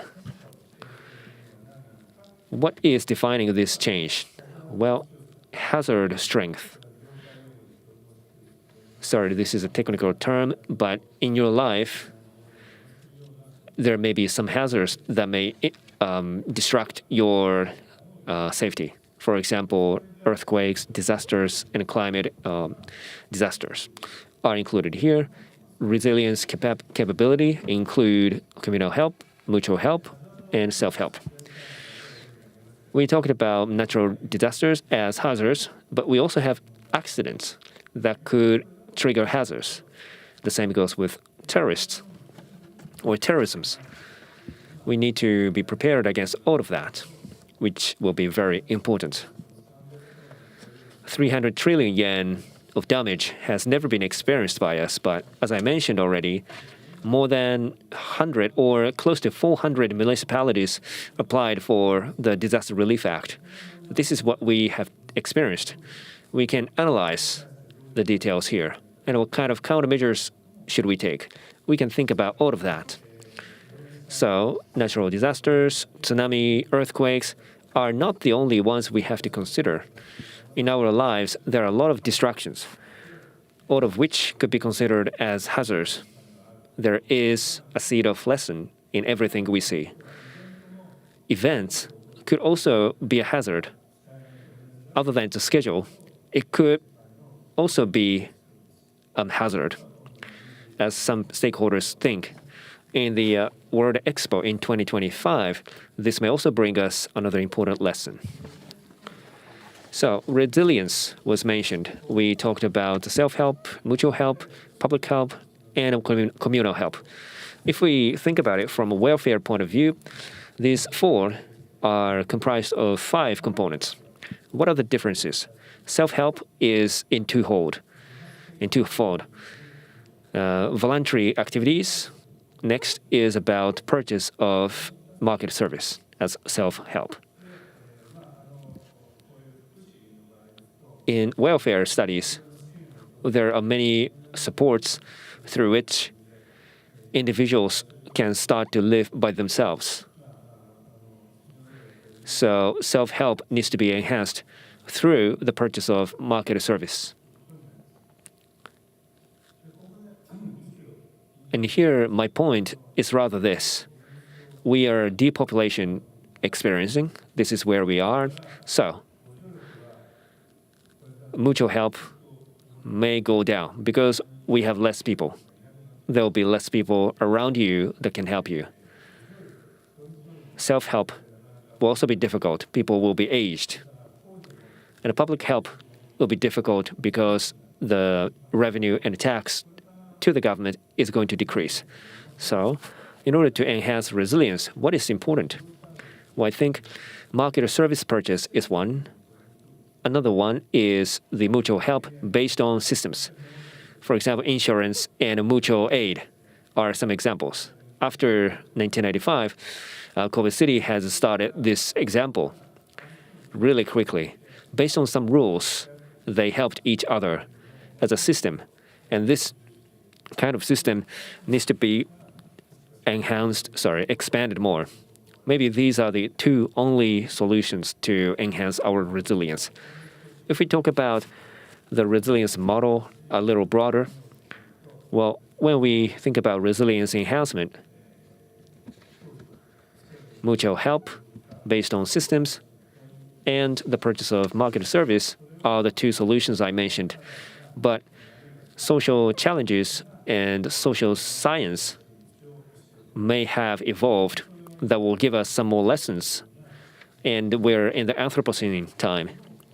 That also creates some hazards which we could not think about before. So resilience are not universal. It can fluctuate, it can change from mid to long term. That's how we have to think about the resilience and its enhancement. If we have resilience between individuals, then the interactions between individuals can enhance the resilience. But governments can work to communities or to individuals, as we have already seen in the pandemic, is another case. What's changing things is actually the best practice sharing between individuals. That also can change the way a government or a nation should be, I hope. But seems like we're not in that phase. We have not experienced that level of disaster. And if you have not experienced it, it's hard to imagine. In order to make it easier, what can we do? Well, Mr. Kawata mentioned that's picture book, right? That's quite cost effective. But from my perspective, in my institution, we can do it on a larger scale, if I can mention this way. So recently, digital twin is quite popular, so we'd like to make the best use of it. Real and digital worlds are integrated, and these 2 worlds have information that goes between, and they can change the reality before the reality changes us. So disaster response, DX. Well, everything comes with DX recently, but we can think about it. It can also change the way we work. And this cycle can also be changed. And I think that's what we need to do. In that sense, when we have a disaster, on a cyberspace, we think about that disaster through simulation and put it back to the reality. How does that sound like? We are now seriously thinking about that possibility. In order to organize all of that, we are thinking about high geographical information, 3D geographical information, and all the other positional information are tagged together. We're putting them into the virtual reality. People talk about data, IoT, when we start talking about this, but if you look at the bottom of this triangle here, this is not enough.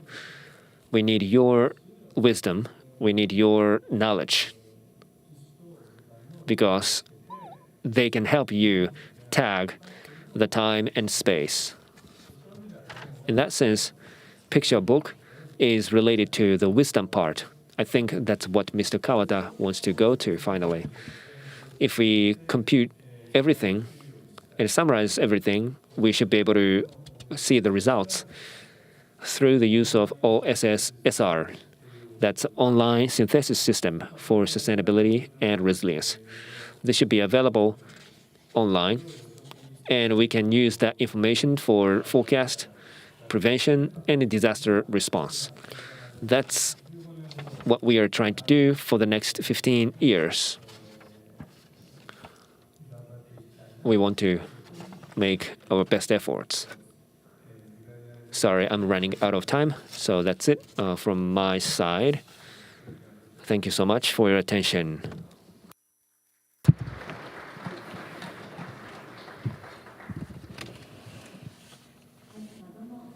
Mr. Hayashi, thank you.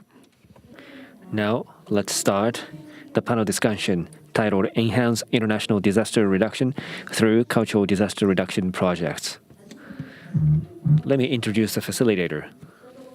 From DRI, Executive Director, Mr. Kawata Yoshiaki. And we'll introduce the panelists now. From the right, Vice Chairman, Turkish-Japanese Foundation, Emin Ozdamar. Next, President of the National Research Institute of Earth Science and Disaster Resilience, Mr. Haruo Hayashi. Advisor, Co-Plan Inc., Ikuo Kobayashi. Director General, Kansai Center, Japan International Cooperation Agency, JICA Kansai, Izuru Kimura. These are the panelists. Regarding the profile of each panelist, we'll skip them and due to the time constraints. Please refer to the program. So, Mr. Kawata, could you start facilitation? Yes. We had 3 speeches or presentations. We're now getting into a panel discussion. There is a person who hasn't spoken a word yet, so we want to make sure that they can speak for 15 minutes before having a short but a good panel discussion here. So today we'll talk about enhancing international disaster reduction through cultural disaster reduction projects. Rather than having too many viewpoints, we want to think from the viewpoint of DRI and our experience so that we can think about what we need to do for the future. And we would like to have a good agreement with every one of you here so that we can have a future perspective of activities at DRI. I am Kobayashi. I'd like to explain why I'm here because you may wonder why. So until last year, I was involved in the DRI. And also until last year, I worked for the Hyogo the University as the professor. And in 2002, when I was at the DRI and I started to get involved as the representative of the Telnet. So I'd like to explain about Telnet. This is the old brochure. But I'd like to explain what it is. It is the network for the telling live lessons. So across the country border, and I think it's very important to disseminate the story so that we'll be able to reduce the disaster victims. So it is the international network, and DRA commemorating 20th anniversary. And in 2004, the DRA Forum 2004 or 2005, I mentioned that it's very important to transfer the live lesson from disasters, because by doing that, and people will be able to reduce the number of the victims, and that was such a proposal. And in 2006, this Telnet was established to connect around the world with the Kobe as a core. So this is how the organization Telnet was established. And in 2006, there was the earthquake in Sumatra coastal area, and the area called Simeuluto. The mayor visited Kobe, and they had a major disaster because of the tsunami.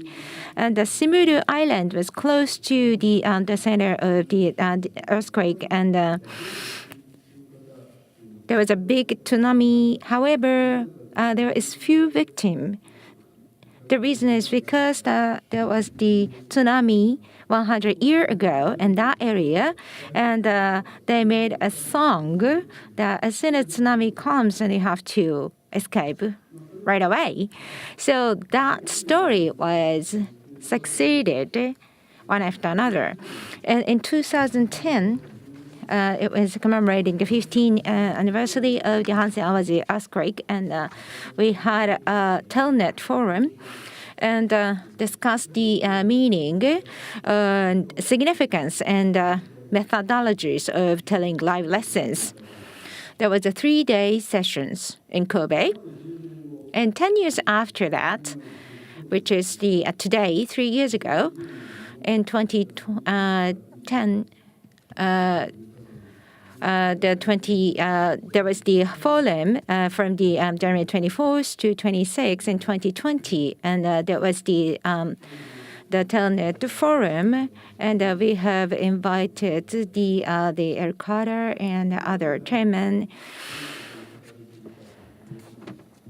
and we discussed what to be told, and also the power and the condition of telling story, and the way of telling story, and using picture book or singing song.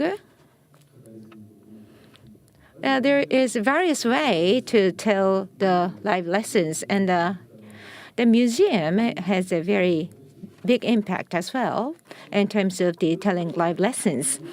So what is important is that it's not about the what to tell, how to tell the story is probably more important, because it's not just a record, but it's a memory, and it could be more like a culture beyond the period. And I think it's very important to continue telling live lessons. And another point that was discussed was the communication and the grassroots communication is getting more and more powerful. And I think that is the very origin to create the flow of the telling live lesson. And 1999, right after the earthquake in Turkey, there was a 9/1 earthquake in Taiwan.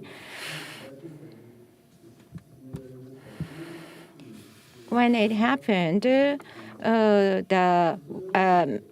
the know-how of the restoration of the city was disseminated from Kobe to Taiwan.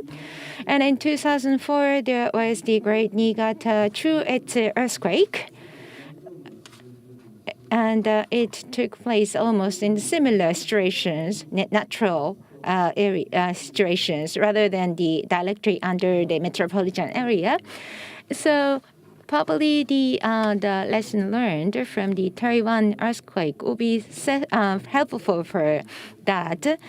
So that know-how was disseminated to the Niigata Chuetsu earthquake restoration.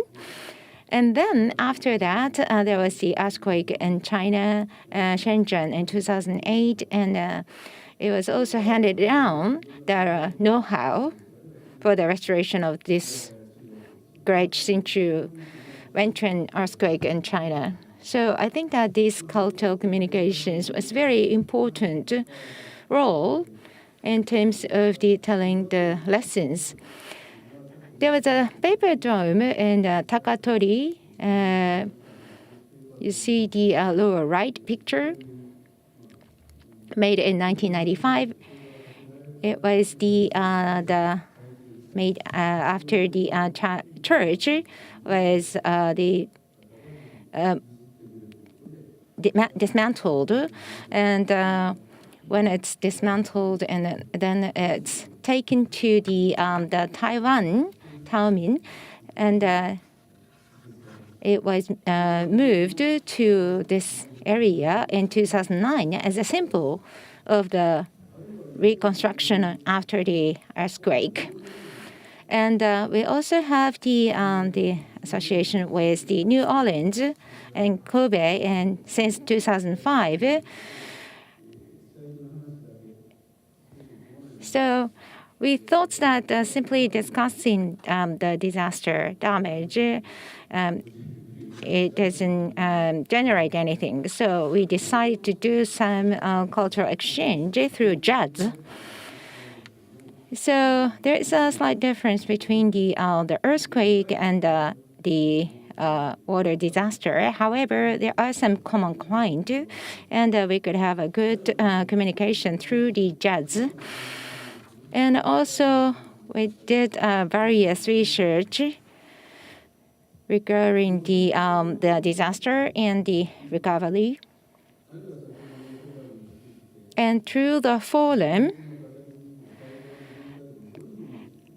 how to share the overall picture of the transferring the live lessons, and how to disseminate these lessons to the non-damaged or affected area or people.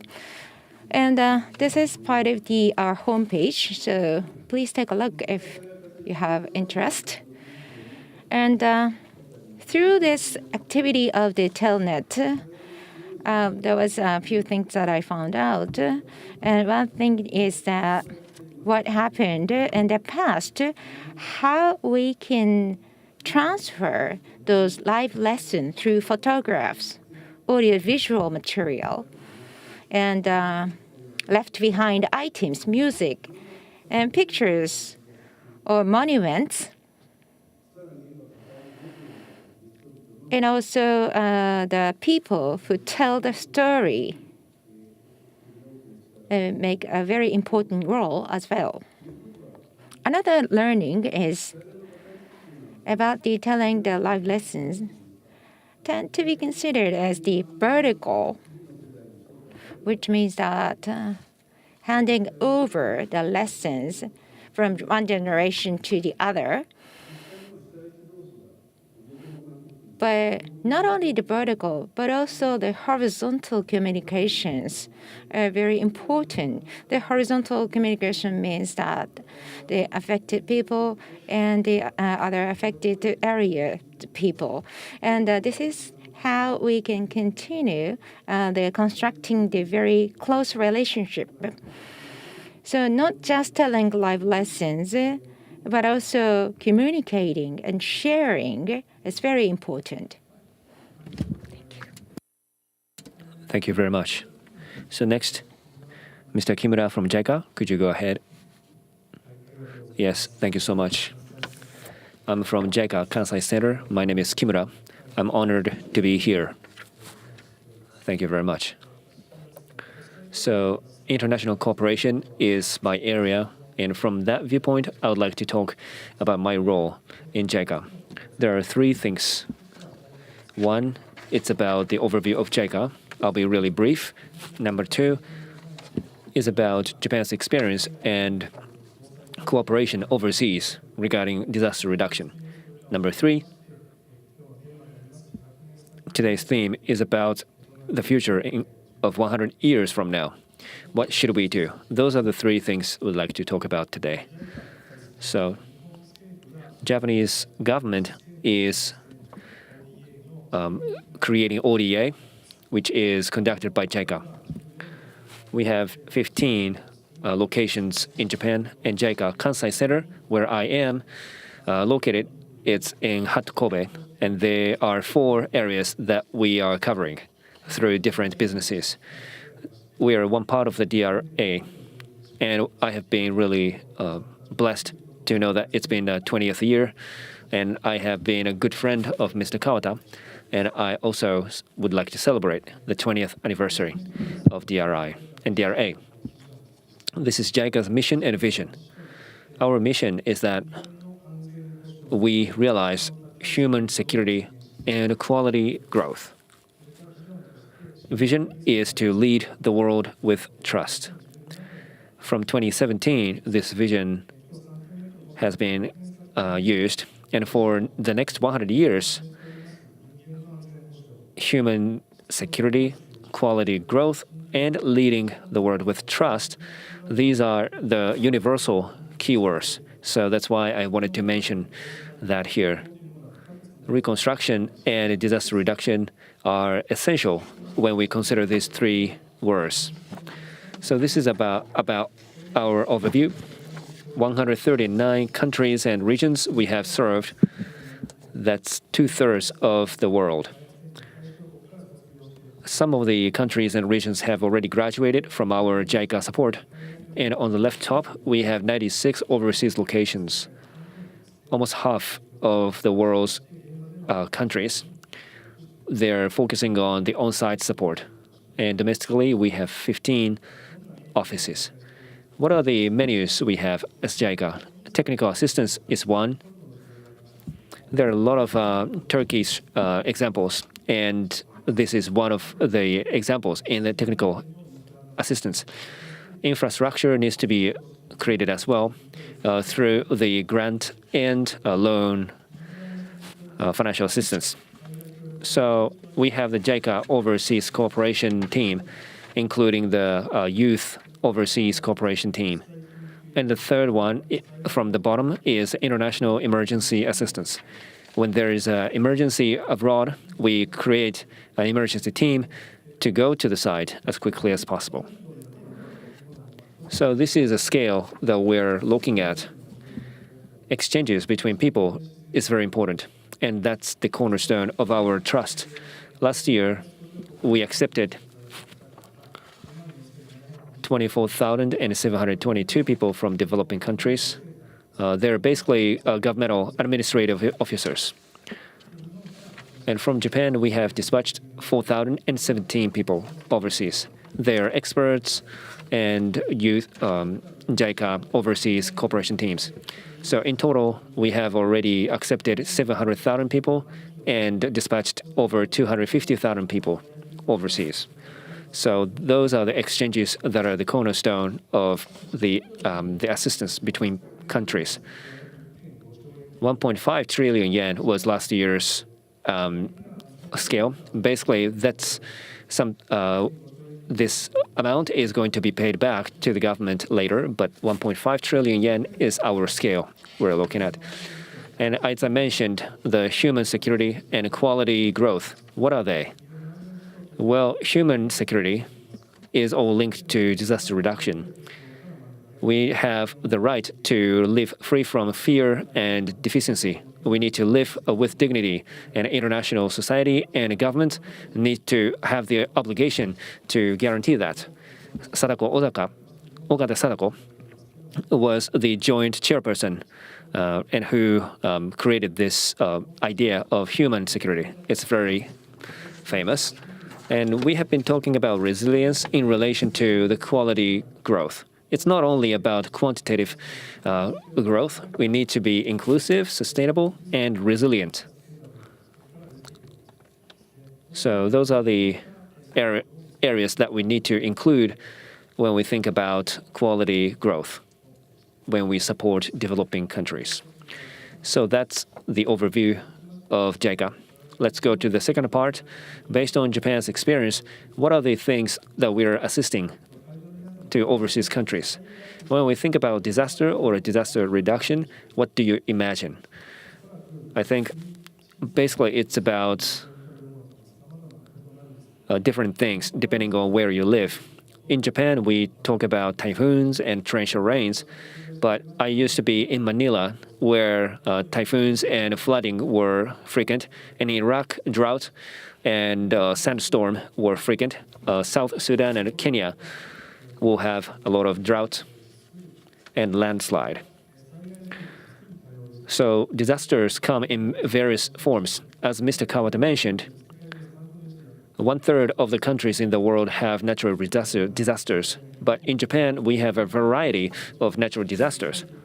Of course, this is a painful experience for Japan, but this is a great lesson for other countries. Based on all of these, what we are trying to do and have tried to do in disaster prevention assistance have been the mainstreaming of disaster reduction. We have to include disaster reduction aspects in everything we do. There are 3 items here. The developing countries need to put a disaster reduction as priority. We need to include the disaster reduction as an aspect in the development policy plan. And we need to also expand the investment for disaster reduction. This is the Bangkok in Thailand. As you can see, Bangkok has a lot of flooding. We did the jack-up of the entrance. So when there is a flooding, we also created a guideline to where to jack it up. So 11 years ago, there was a flooding. Japanese companies were also damaged there. This subway was created in 2004. And 7 years later, the flooding happened and airports were closed. But this Blue Line subway did not have any water intrusion. They continued their business. Next example is from medical institutions. In the middle of Luzon Island in the Philippines, this is Aurora Memorial Hospital. The Japanese typhoons pass through this area as well. So the typhoon come from Philippines to Japan. Major typhoons will blow the houses away, but we need to prevent that. We are also trying to make sure that the patients, victims, can be treated even after the typhoons. So, disaster reduction and cooperation in Japan has been positioned in this way. When we compare bilaterally, Japan has been outstanding in terms of the share of financing. This graph is spanning from 1991 to 2010, so the data is a little old, but 64% of bilateral support is from Japan. That's $3.7 billion, summarized by World Bank. Sendai Disaster Prevention Action Framework also created the 40,000 people's human development and other finance schemes that are executed actually. We have created our global agenda as JICA. although we have a lot of challenges, we need to work with different actors. There are 20 challenges that we categorized. Number 20 is about global agenda on disaster reduction. As a business strategy, we have 3 approaches. Shogo's action framework, Sendai's action framework have been included in these 3 categories. So the first one is about investment, about infrastructure of disaster reduction. This is very important. Number 2 is about disaster reduction governance. It's about the software. Number 3 is about building back better after a disaster happens. These 3 are the approaches that are powerful in implementing. So I will skip the next slide, but I would like to talk about the first example of investment. I was stationed in Philippines, where I love, so let me talk about it. This is about the flooding countermeasures assistance. Manila has a lot of people there. The Pasig Marikina River, it can be seen here, and I have also experienced some floodings. And we created the water discharge route, Nishimanga water discharge route. And a warning system was also created through human development. We started this in the 1970s. Japan cooperated with this, and in 2020, when the Typhoon Ulysses came here, we were able to mitigate 85% of the damage that could have been caused. What we can say here is that Philippines government, for 7 years from the 2011, they increased the investment on flooding countermeasures by 10 times. So ultimately, we need developing countries to be able to resilient by themselves with the budget that they need. This is one of the examples that we did that. The second approach is about the software and governance reinforcement. Let me talk about the assistance to Vietnam. This is about the meteorological radar, but not only that, we also develop people, develop staff, and we also created the infrastructure for maintenance and observation. So that's the disaster reduction governance enhancement. So let me talk about the Build Back Better project number 3. Philippines had a typhoon called Yoranda, and they started to literally use this word, Build Back Better. Japan also comprehensively supported them. A Nepali earthquake happened in 2015, and there are some schools or buildings that are collapsed. Not only did we build them again, we created the construction standards so that we can build back better. Based on Japan's experience, we helped Nepali situation. In the slide, I didn't write this, but Indonesia had an earthquake in September 2018, and a master plan for reconstruction required that Japan's experts need to be involved, and Japan's experts need to discuss with Indonesian government. And now actually Japan is involved in helping them in Indonesia. So that's all the reflection of Japan's experience. But if you look at the global disaster reduction framework, there are many things that happened and we reacted to. The biggest international framework is the Paris framework. Together with SDGs, Sustainable Development Goals, Mr. Kawata said that no poverty is no disaster, as he said before. In addition to that, I also wanted to add that out of the 17 goals, disaster reduction is not clearly shown. It's now reflected to goal number one, no poverty, and number 11 is about sustainable cities. Number 13, climate change actions. They already have the elements of disaster reduction. So mainstreaming of disaster reduction has already started internationally. That's how I see it. There are a lot of things that could happen in disasters, so one country cannot do everything. So partnership is very important. We are also working with United Nations and bilateral institutions and assistance. So we work and build relationships on a daily basis. For example, Hyogo Prefecture is one. It's one of the most important partners in Japan for JICA. And we have already done the following initiatives. Disaster Reduction Learning Center was established in 2007 together with Hyogo Prefecture and JICA. After the earthquake in 1995, Hyogo accumulated its experience of learning, and our know-hows of international cooperation are combined to create and develop people and training schemes. So trainings include this one, Latin American medical training. We cannot create a network one day, so we need to create the relationship on a gradual basis. Their capability needs to be better at first, but network should also be expanded. That's a very important power and capability. So let me talk about 100 years ahead. So, do we still have Earth in 100 years? Do we still see people helping each other? It's uncertain. When we got this theme for today, I felt really nervous, and I had to think about what to do today for 100 years ahead. These are the important things. The next 100 years are not going to be static. I think there will be more disasters. But what should we really do? I think on a short term, we need to make sure that 2025 is going to be a turning point for all of us. We need to change the behavior of the people because we have the Osaka Kansai's World Expo theming life. And number two, 30 years after the 1995 earthquake, TCAT 9 will also be held in Japan.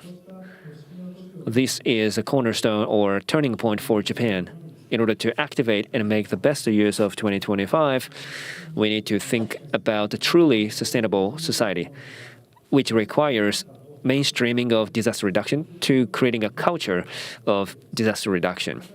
In order to do that, we need to not only think about assistance, but also learning mutually. Maybe we should stop calling developed or developing countries because Japan is also helped in many ways. Human network is also very important, so we can build trust relationship with more people. And division is now serious nowadays. People to people, community to community, and government to government. Trust is very important, as well as cooperation. In order to do this, we need to work on a gradual basis to build partnership and a trust relationship. That's all from my side. Thank you so much. Thank you. Thank you. Everyone on the rostrum explained the activities and also the goals of their activities individually. And until 4:50, we have about 40 minutes left. So I would like to borrow the wisdom from each panel. So me and Mr. Hayashi have the joint researcher for the past 40 years. Up until now, this joint project continued, and with Kobayashi, after the Great Hanshin Awaji earthquake and through the Telnet activities, we have worked together in the past 30 years. And Telnet and DRI, we kept a certain distance because that they may take over our office, you know. So I didn't want the Telewatt to occupy our space for the DRI. Therefore, as the executive director of DRI, I did not show the 100% involvement or support, but I am aware of the importance of the existence of this telling live lessons. And he has served as the senior researcher for the DRI.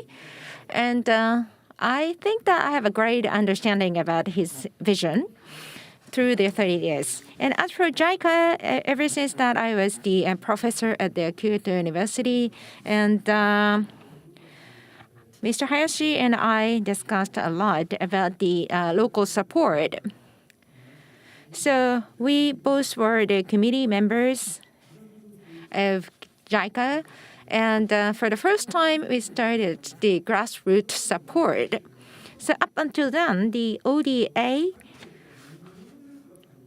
was mostly about meeting the needs of recipient country.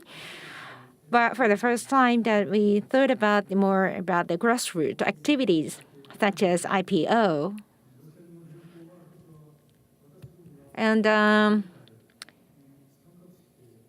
ever since we have participated in the committee meeting of JICA, and this kind of the grassroots activity started. And I am not the official member of JICA, but I had involved very closely. And I visited Indonesia more than 30 times. And every time I visited the JICA office in Jakarta, Indonesia faces all kinds of disasters similar to Japan, and so does Philippines.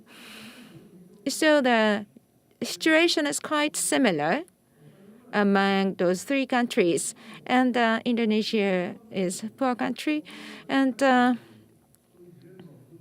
even though they have some theory, but it's not always easy to execute those visions. So this DRA forum commemorating 20th anniversary, and I explained, as I explained in the opening keynote speech, I am not 100% content with what it is now, because the DRI has the assessment committee or evaluation committee, and we have been assessed by this committee through the grade S, A, B, C. And S means that things are going quite well, and C means that it is not at all. So we have been evaluated by this committee, and based upon this evaluation, and we try to figure out what would be the improvement area, what measure we have to take. So although it's not the 100% perfect, but I think that we have made a great success. So we have that history, and what we are going to do now for another 100 years. So as I said earlier, the culture and civilizations, we have to approach from both sides. And even though what we can do as an organization is limited, but if we take time, and we'll be able to make it true. And it will take time. It cannot be able to done in a few years, but if we take 100 years, it might be possible. So I'd like to ask the panels,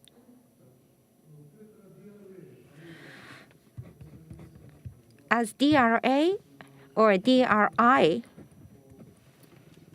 from now on, to connect science to resilience. They talk about the digital twin. So in order to penetrate digital twin and how to deal with the personal information, there'll be a big barrier. In Canada, it is said that digital twin failed already. So unless we are able to manipulate or to leverage the personal data, it'll be very difficult to prove the validity of the digital twin as a science.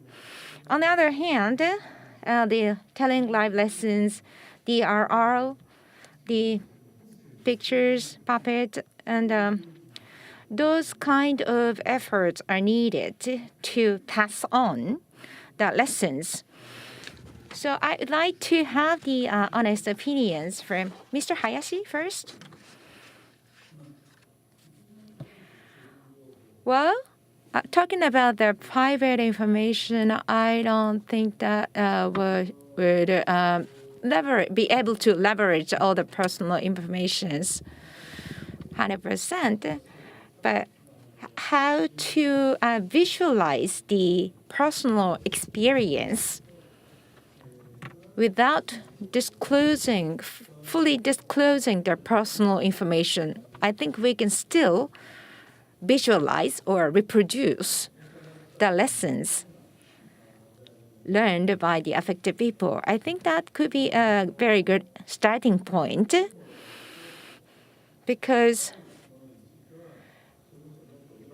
handling of the personal information, it could be somehow connected to my number, but that's different from the digital twin. What we are going to do in a digital twin in a virtual reality, it's not totally equal. Thank you for the input. Well, the reason why I mentioned the personal information is because the digital twin, rather than developing it linearly, I think that there will be a lot of turnabout, and how we can leverage science as a weapon. I think that methodology is very important. What do you think? Well, I agree, but this country, we are not prepared for that. And ever since 1995, there was the laws and regulations in terms of the definition of science. And there was the excluding the research of the human science. So that is the concept in the past 8 years. And 2 years ago, there was the revision of the laws, and there was the science and technology innovation basic laws. And they deleted that statement, excluding the human sciences. But in the past 30 years, the science advanced in Japan. The answer is not necessarily yes. And especially it's because of the fault of the Métis, they have a very old value, and they have failed making a significant innovation. And this is that kind of science we have to disrupt. So ultimately, we have to go to people. So it is about the human science without connecting the private information. And we need to enrich that. Thank you. That's what I wanted to hear, actually. So, Mr. Kobayashi, what's your thought?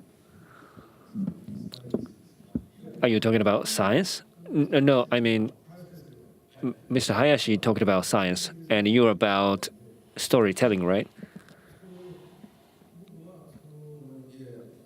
Well, DRI's next 100 years will be spent on creating picture books, right? And that's consistent with the Telnet's products. So I'm really satisfied with what you're saying. But sometimes I think that in 2010 and 2020, we actually held an international forum on telling the live lessons, right? And maybe in 2030, we can do another one.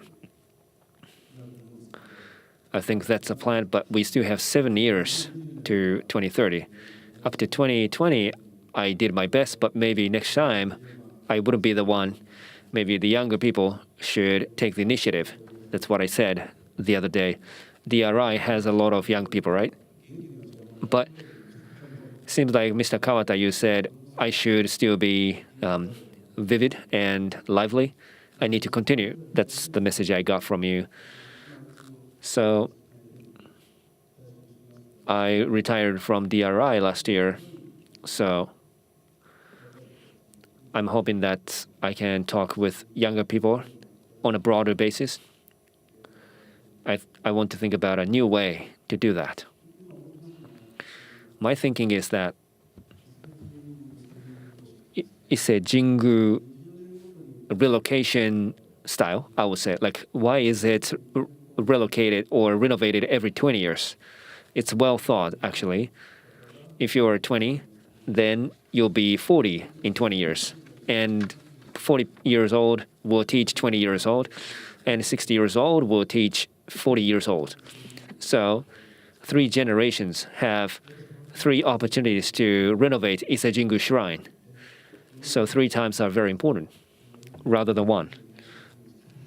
I'm close to 80, but I want people in the 40s and 50s to teach people in the 20s and 30s. Kobe Machizukuri, City Building University, and other institutions that I have worked with, those are the areas maybe I can work with and support. Okay. Regarding JICA, you talked about mainstreaming disaster reduction, as I heard from you, Mr. Kimura. So looking at JICA, you have the on-site, you have the sites that you have to go to and work on. From that perspective, you basically start from the sites, and that's a correct way of working on things, right? When we look back on JICA's history, I think that sometimes we cannot get to the site. It was sometimes due to diplomatic reasons that proceeded over developmental needs. So, going forward, you mentioned 3 methods for the future of JICA, right? Regarding those points, what do you think about it? Is there any conflict of interest in JICA? That's a difficult question, but there's always a conflict of interest, right? Quantitatively speaking, there is an issue of financing, of course. Do we have the money to do this? And there are a lot of unexpected disasters in the world. And when that happens, we need to invest in those areas. We're focusing on Ukraine reconstruction. We have a lot of human resource going there. And of course, disaster reduction is a priority. There is no conflict there because it's about people's lives. It's going to remain as a central piece for our initiatives. If I can jump from the discussion of conflict, I want to mention about the disaster reduction picture book. I think inclusiveness and diversity is very important. Hardware infrastructure like river reconstruction is what we have already done, but people-to-people relationship is very important. Some people are dispatched to schools as teachers. When we bring those picture books to those schools, it's about human touch with other people there. We can also educate and enlighten the people there. So as a possibility going forward, we can also think about further possibility of expanding our businesses. Thank you so much. Regarding that picture book I mentioned, when I thought about it, actually, I thought that I needed the JICA's help.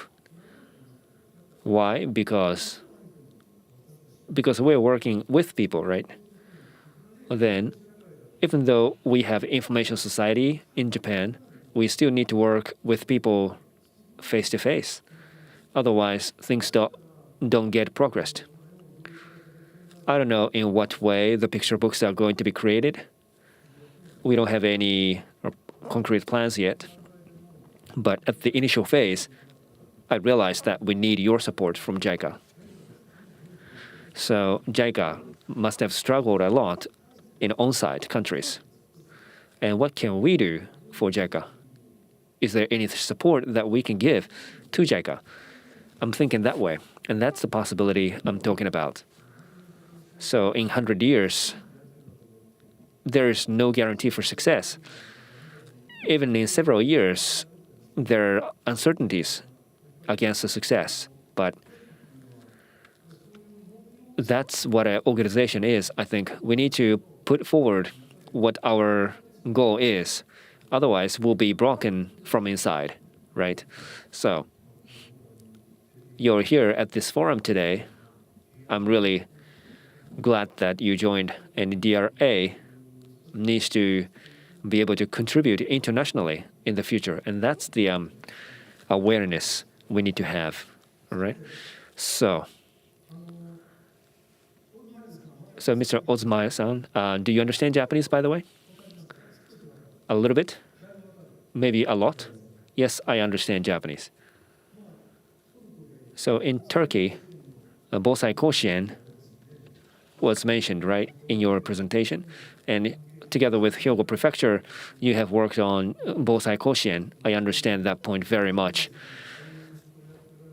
In details, you talked about the activities that you have done, and you are here today, right?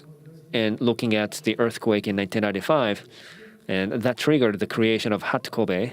There are 20 or so institutions that are working for disaster reduction. And going forward, what should we do? That's what we're discussing now. And then I want to hear from you about your impression, because you're working on these activities in Turkey, right? You heard about us or the initiatives that we are doing in Japan. What's your opinion about that? Yes, thank you so much. Well, to be honest, we have had a lot of earthquakes in Turkey, but Hanshin Awashi earthquake, and 4 years later, we had an earthquake. And we said we need to change the way of thinking. We're never going to get back to the past. We need to be more resilient as a nation, we said. And since then, I mean, if I can talk about JICA here, we have started a lot of disaster reduction projects. For example, Istanbul will have a similar earthquake to that of Tokyo. Istanbul investigation is going on in order to prepare for such disasters. We're doing the retrofitting to create hazard-related maps. We need to do some more investigation on that, but what have we learned from you? Well, JICA's trainees came to Hyogo from Turkey. I think it's great because in 1995 there was an earthquake and Hyogo Prefecture was central in the reconstruction, and their information and experience were not only used by yourselves, but also with other countries, and including Turkey. We got your information. So the first project we worked upon, and the managers at that time also came to Hyogo. And a disaster reduction officer was established, and we should also create the same in Turkey, I said. What's different is that after the earthquake, you created the officers, but in Turkey, there will be a huge earthquake. We knew that, and we should create a disaster reduction building before the earthquake happens. It's close to DRA, actually, but from Kyoto disaster reduction or Ariake, their elements are partially taken to us. I mean, from Hyogo, your experience is so precious to us. I heard about Telnet for the first time today. Sorry, I should have known you, but I should have known about that beforehand. These initiatives on disaster reduction, or DLL, have been taking place, right? So what we're trying to do as a foundation is that we have Mr. Hayashi here, and he has the outcome of data, which we can utilize, and we share with other stakeholders, including students, professors, so that we can create the next generation of disaster preparedness. We need them to understand that because it doesn't relate to resilient society otherwise. We talked about resilience to think about disaster risk reduction, but Hyogo is our watch list. We are watching really closely, Hyogo. So your experience and lessons learned are very important for us.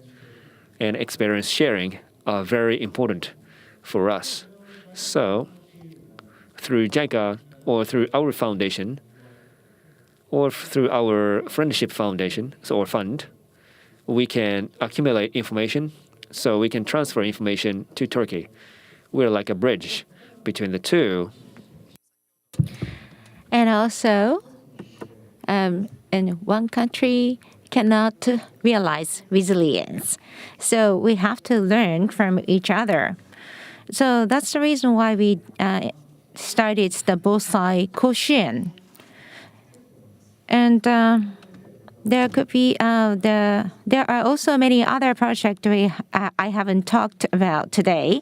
And what is interesting is that it's not always top-down communication for the students. We get the feedback from the students, and sometimes it's quite creative. So even small children, about the digital gaming, because they are very acquainted with those digital tools. So they could make a lot of proposals from the bottom up. So this is how we can change. We can make changes, and we can nurture one another to realize the resilient country. And I have a lot of expectation to Kobe as the information source, but hopefully from Turkey and from Indonesia, we'll be able to provide new ideas, something creative. So, as the Mr. Kimura said that if you want to fast, go by yourself. And it resonated with me quite a lot. Thank you. Well, I myself think that for us as Japanese, Turkey and Taiwan, I feel a great affinity. And I feel very close to those two countries. And I think that a lot of Japanese feel that way. So when earthquake hit Turkey, it is not something like something happened in one of the country in Europe. I thought that it is something very terrible happening, and we have to do something about it. So I think it's the matter of the culture, and considering that mentality, when you do or continue your activity of the DRR, of course, that you can rely on Japan, but we ourselves have tried so many things, all the trials and errors after the 1995 great earthquake. And without the process or without the history, it is difficult to figure out the optimum way for your own country. So we have to focus to a certain extent. And as a reference, of course, there are things that you can learn from Japan. But please know that we had no idea exactly what to do right after the great Hanshin-Awaji earthquake in 1995. But we took the process and made a progress.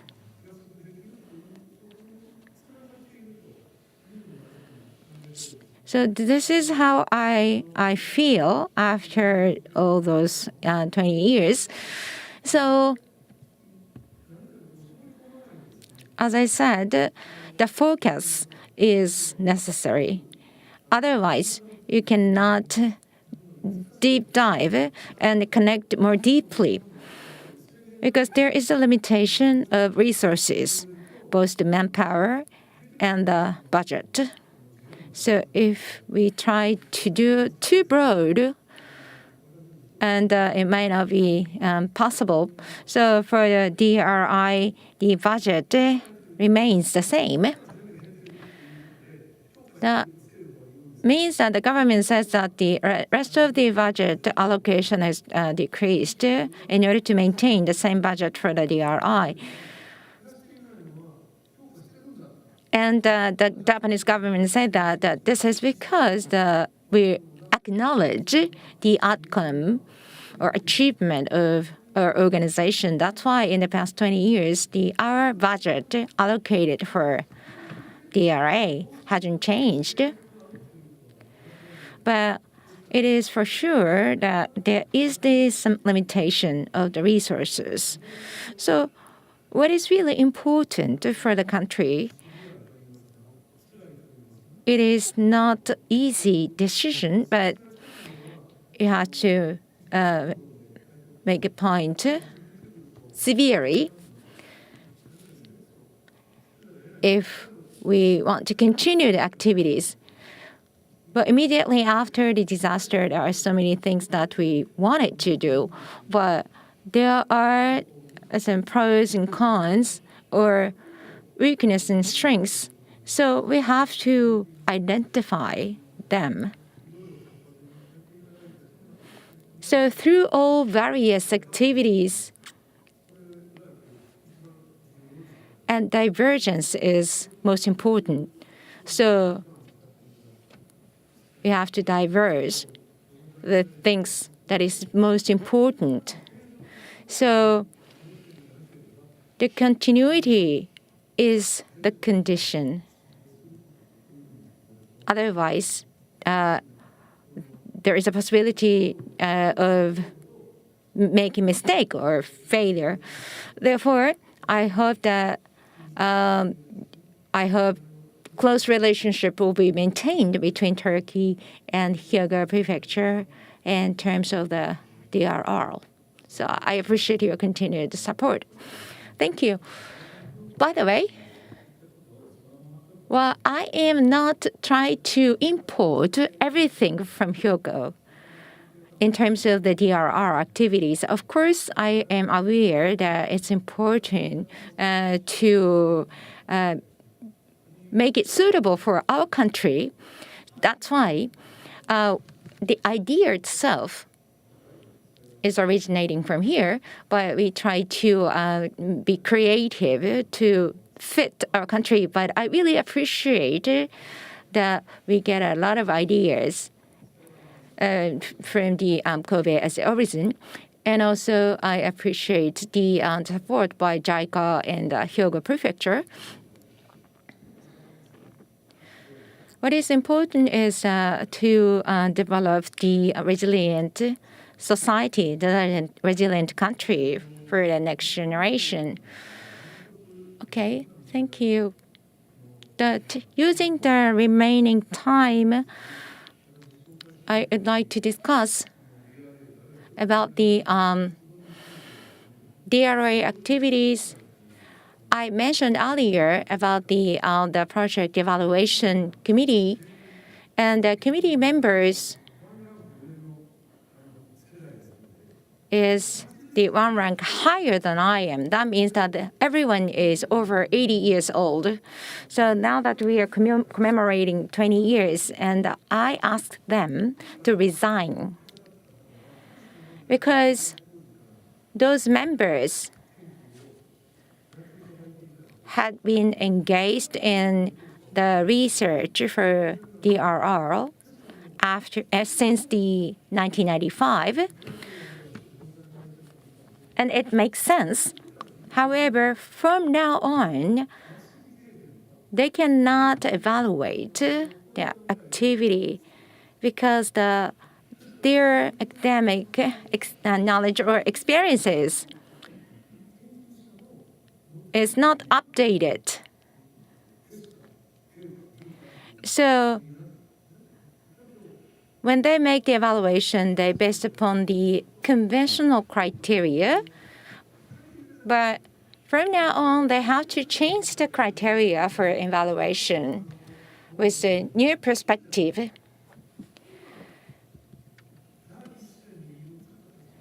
And to do that, we have to ask the people who are being active on the front line, not the conventional folks. Therefore, I asked the Mr. Hayashi to be the chairperson of the evaluation committee.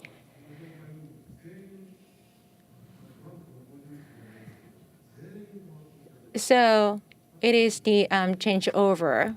It will be the replacement of all the members. And today, we didn't invite him as the chairman of the evaluation committee, as a representative of the NIED.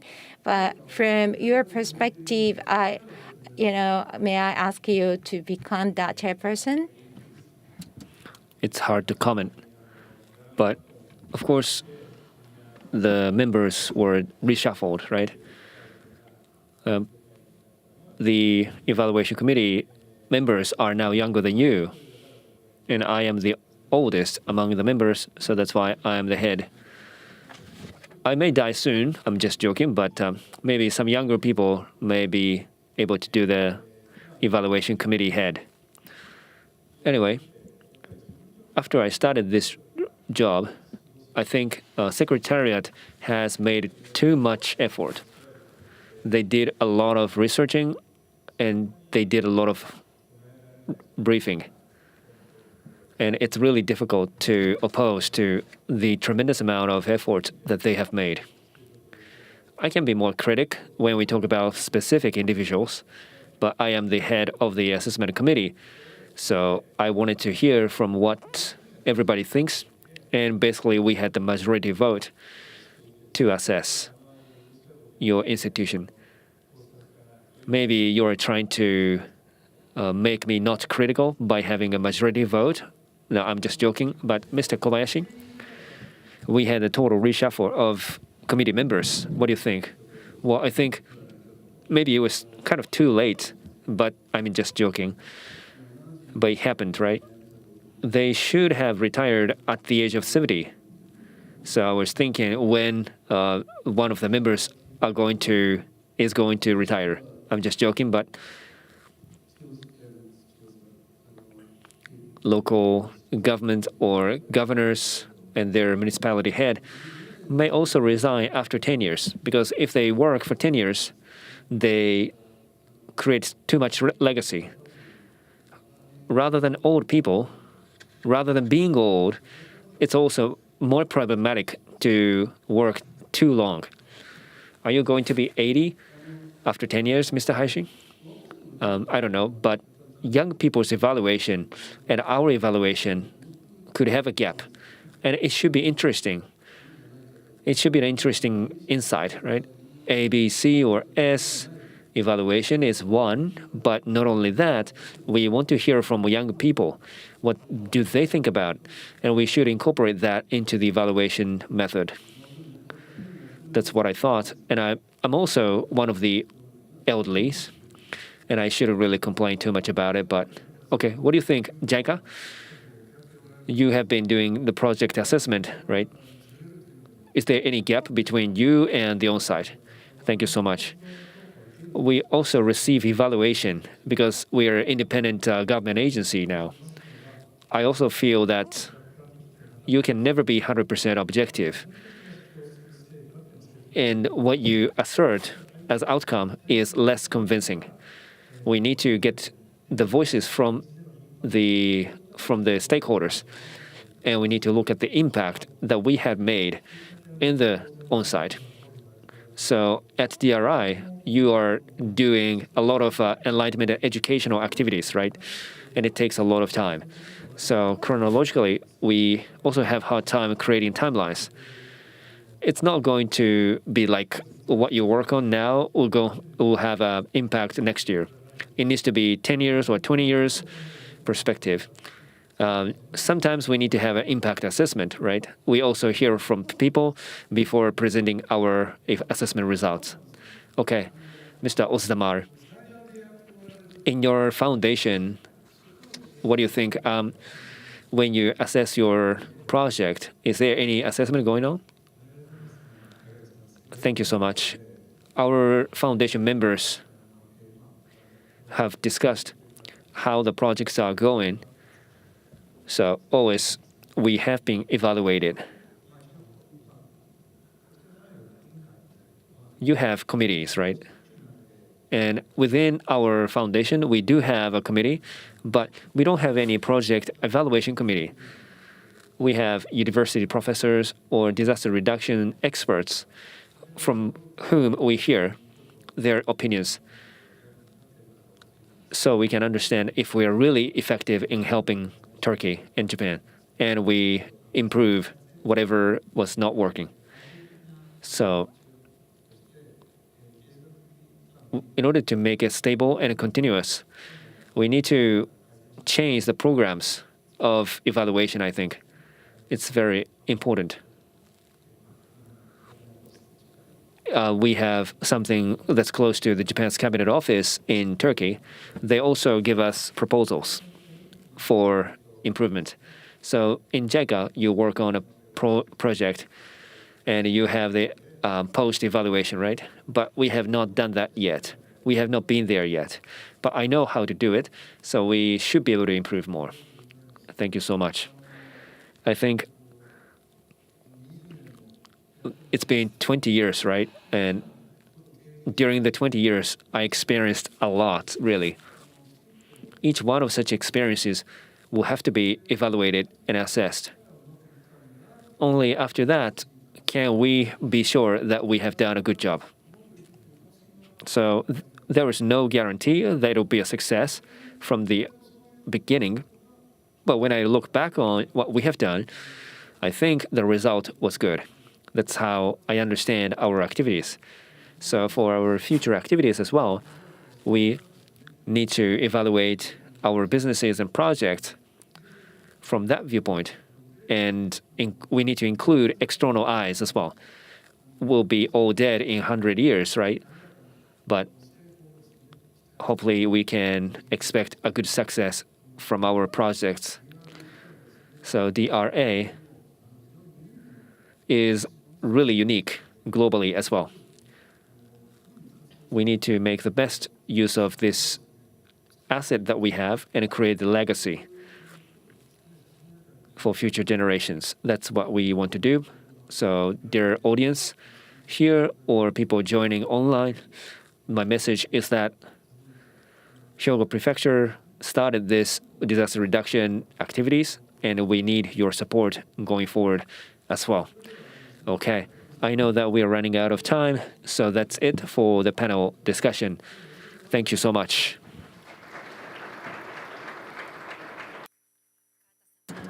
Mr. Kawata and all the panelists, thank you very much. So the panelists can now leave the stage.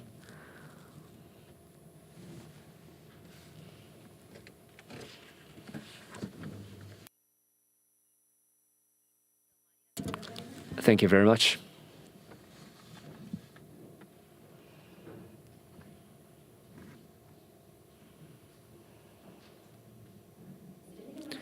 So lastly but not least, Mr. Kawata Yoshiaki from DRI will give a summary and closing address.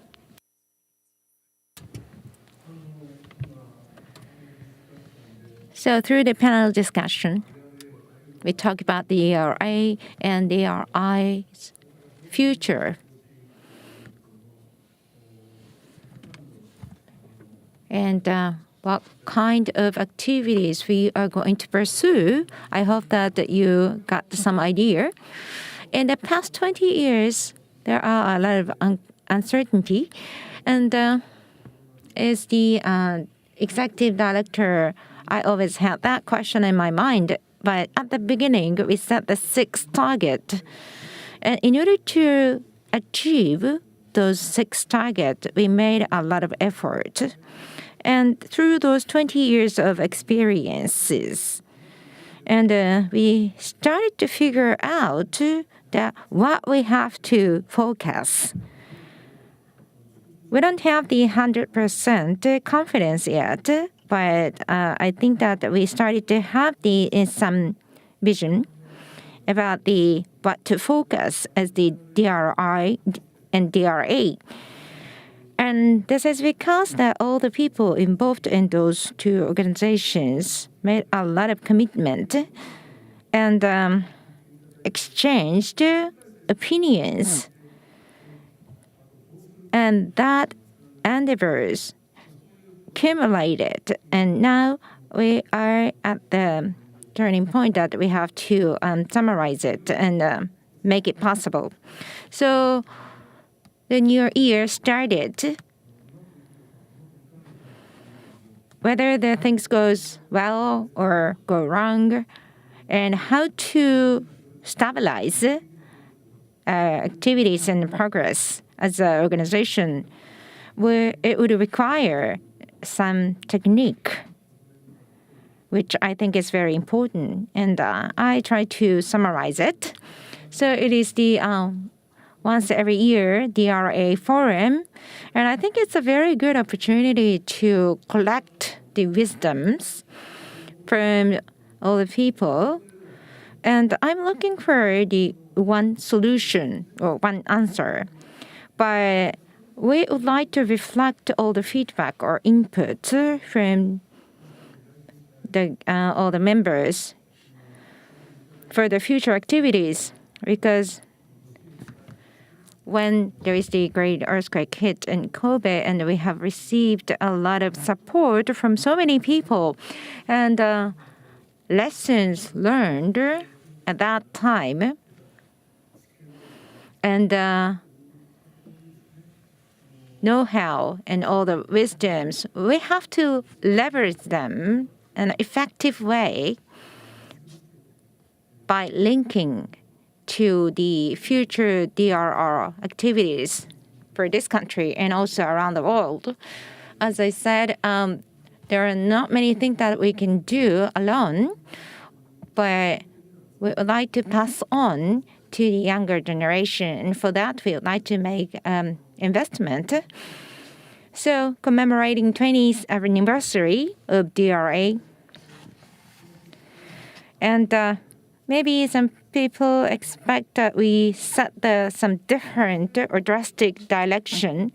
But at this moment, when we think about what will be successful, and I think that it is time to evaluate the past achievement and think about the next step so that we wouldn't go to the wrong direction. So that we'll be able to continue our effort and giving a big impact for the disaster risk reduction.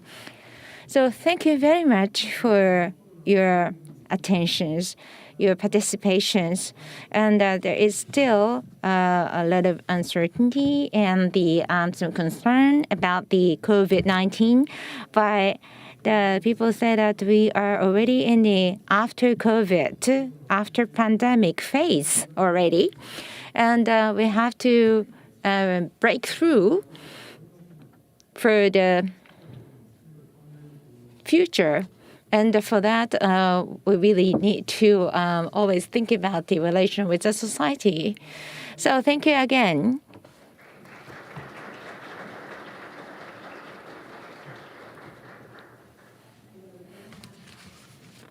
Thank you. This concludes the International Disaster Reduction Alliance Forum 2023 in commemoration of the 20th anniversary of DRA. Thank you very much for your attendance for long hours.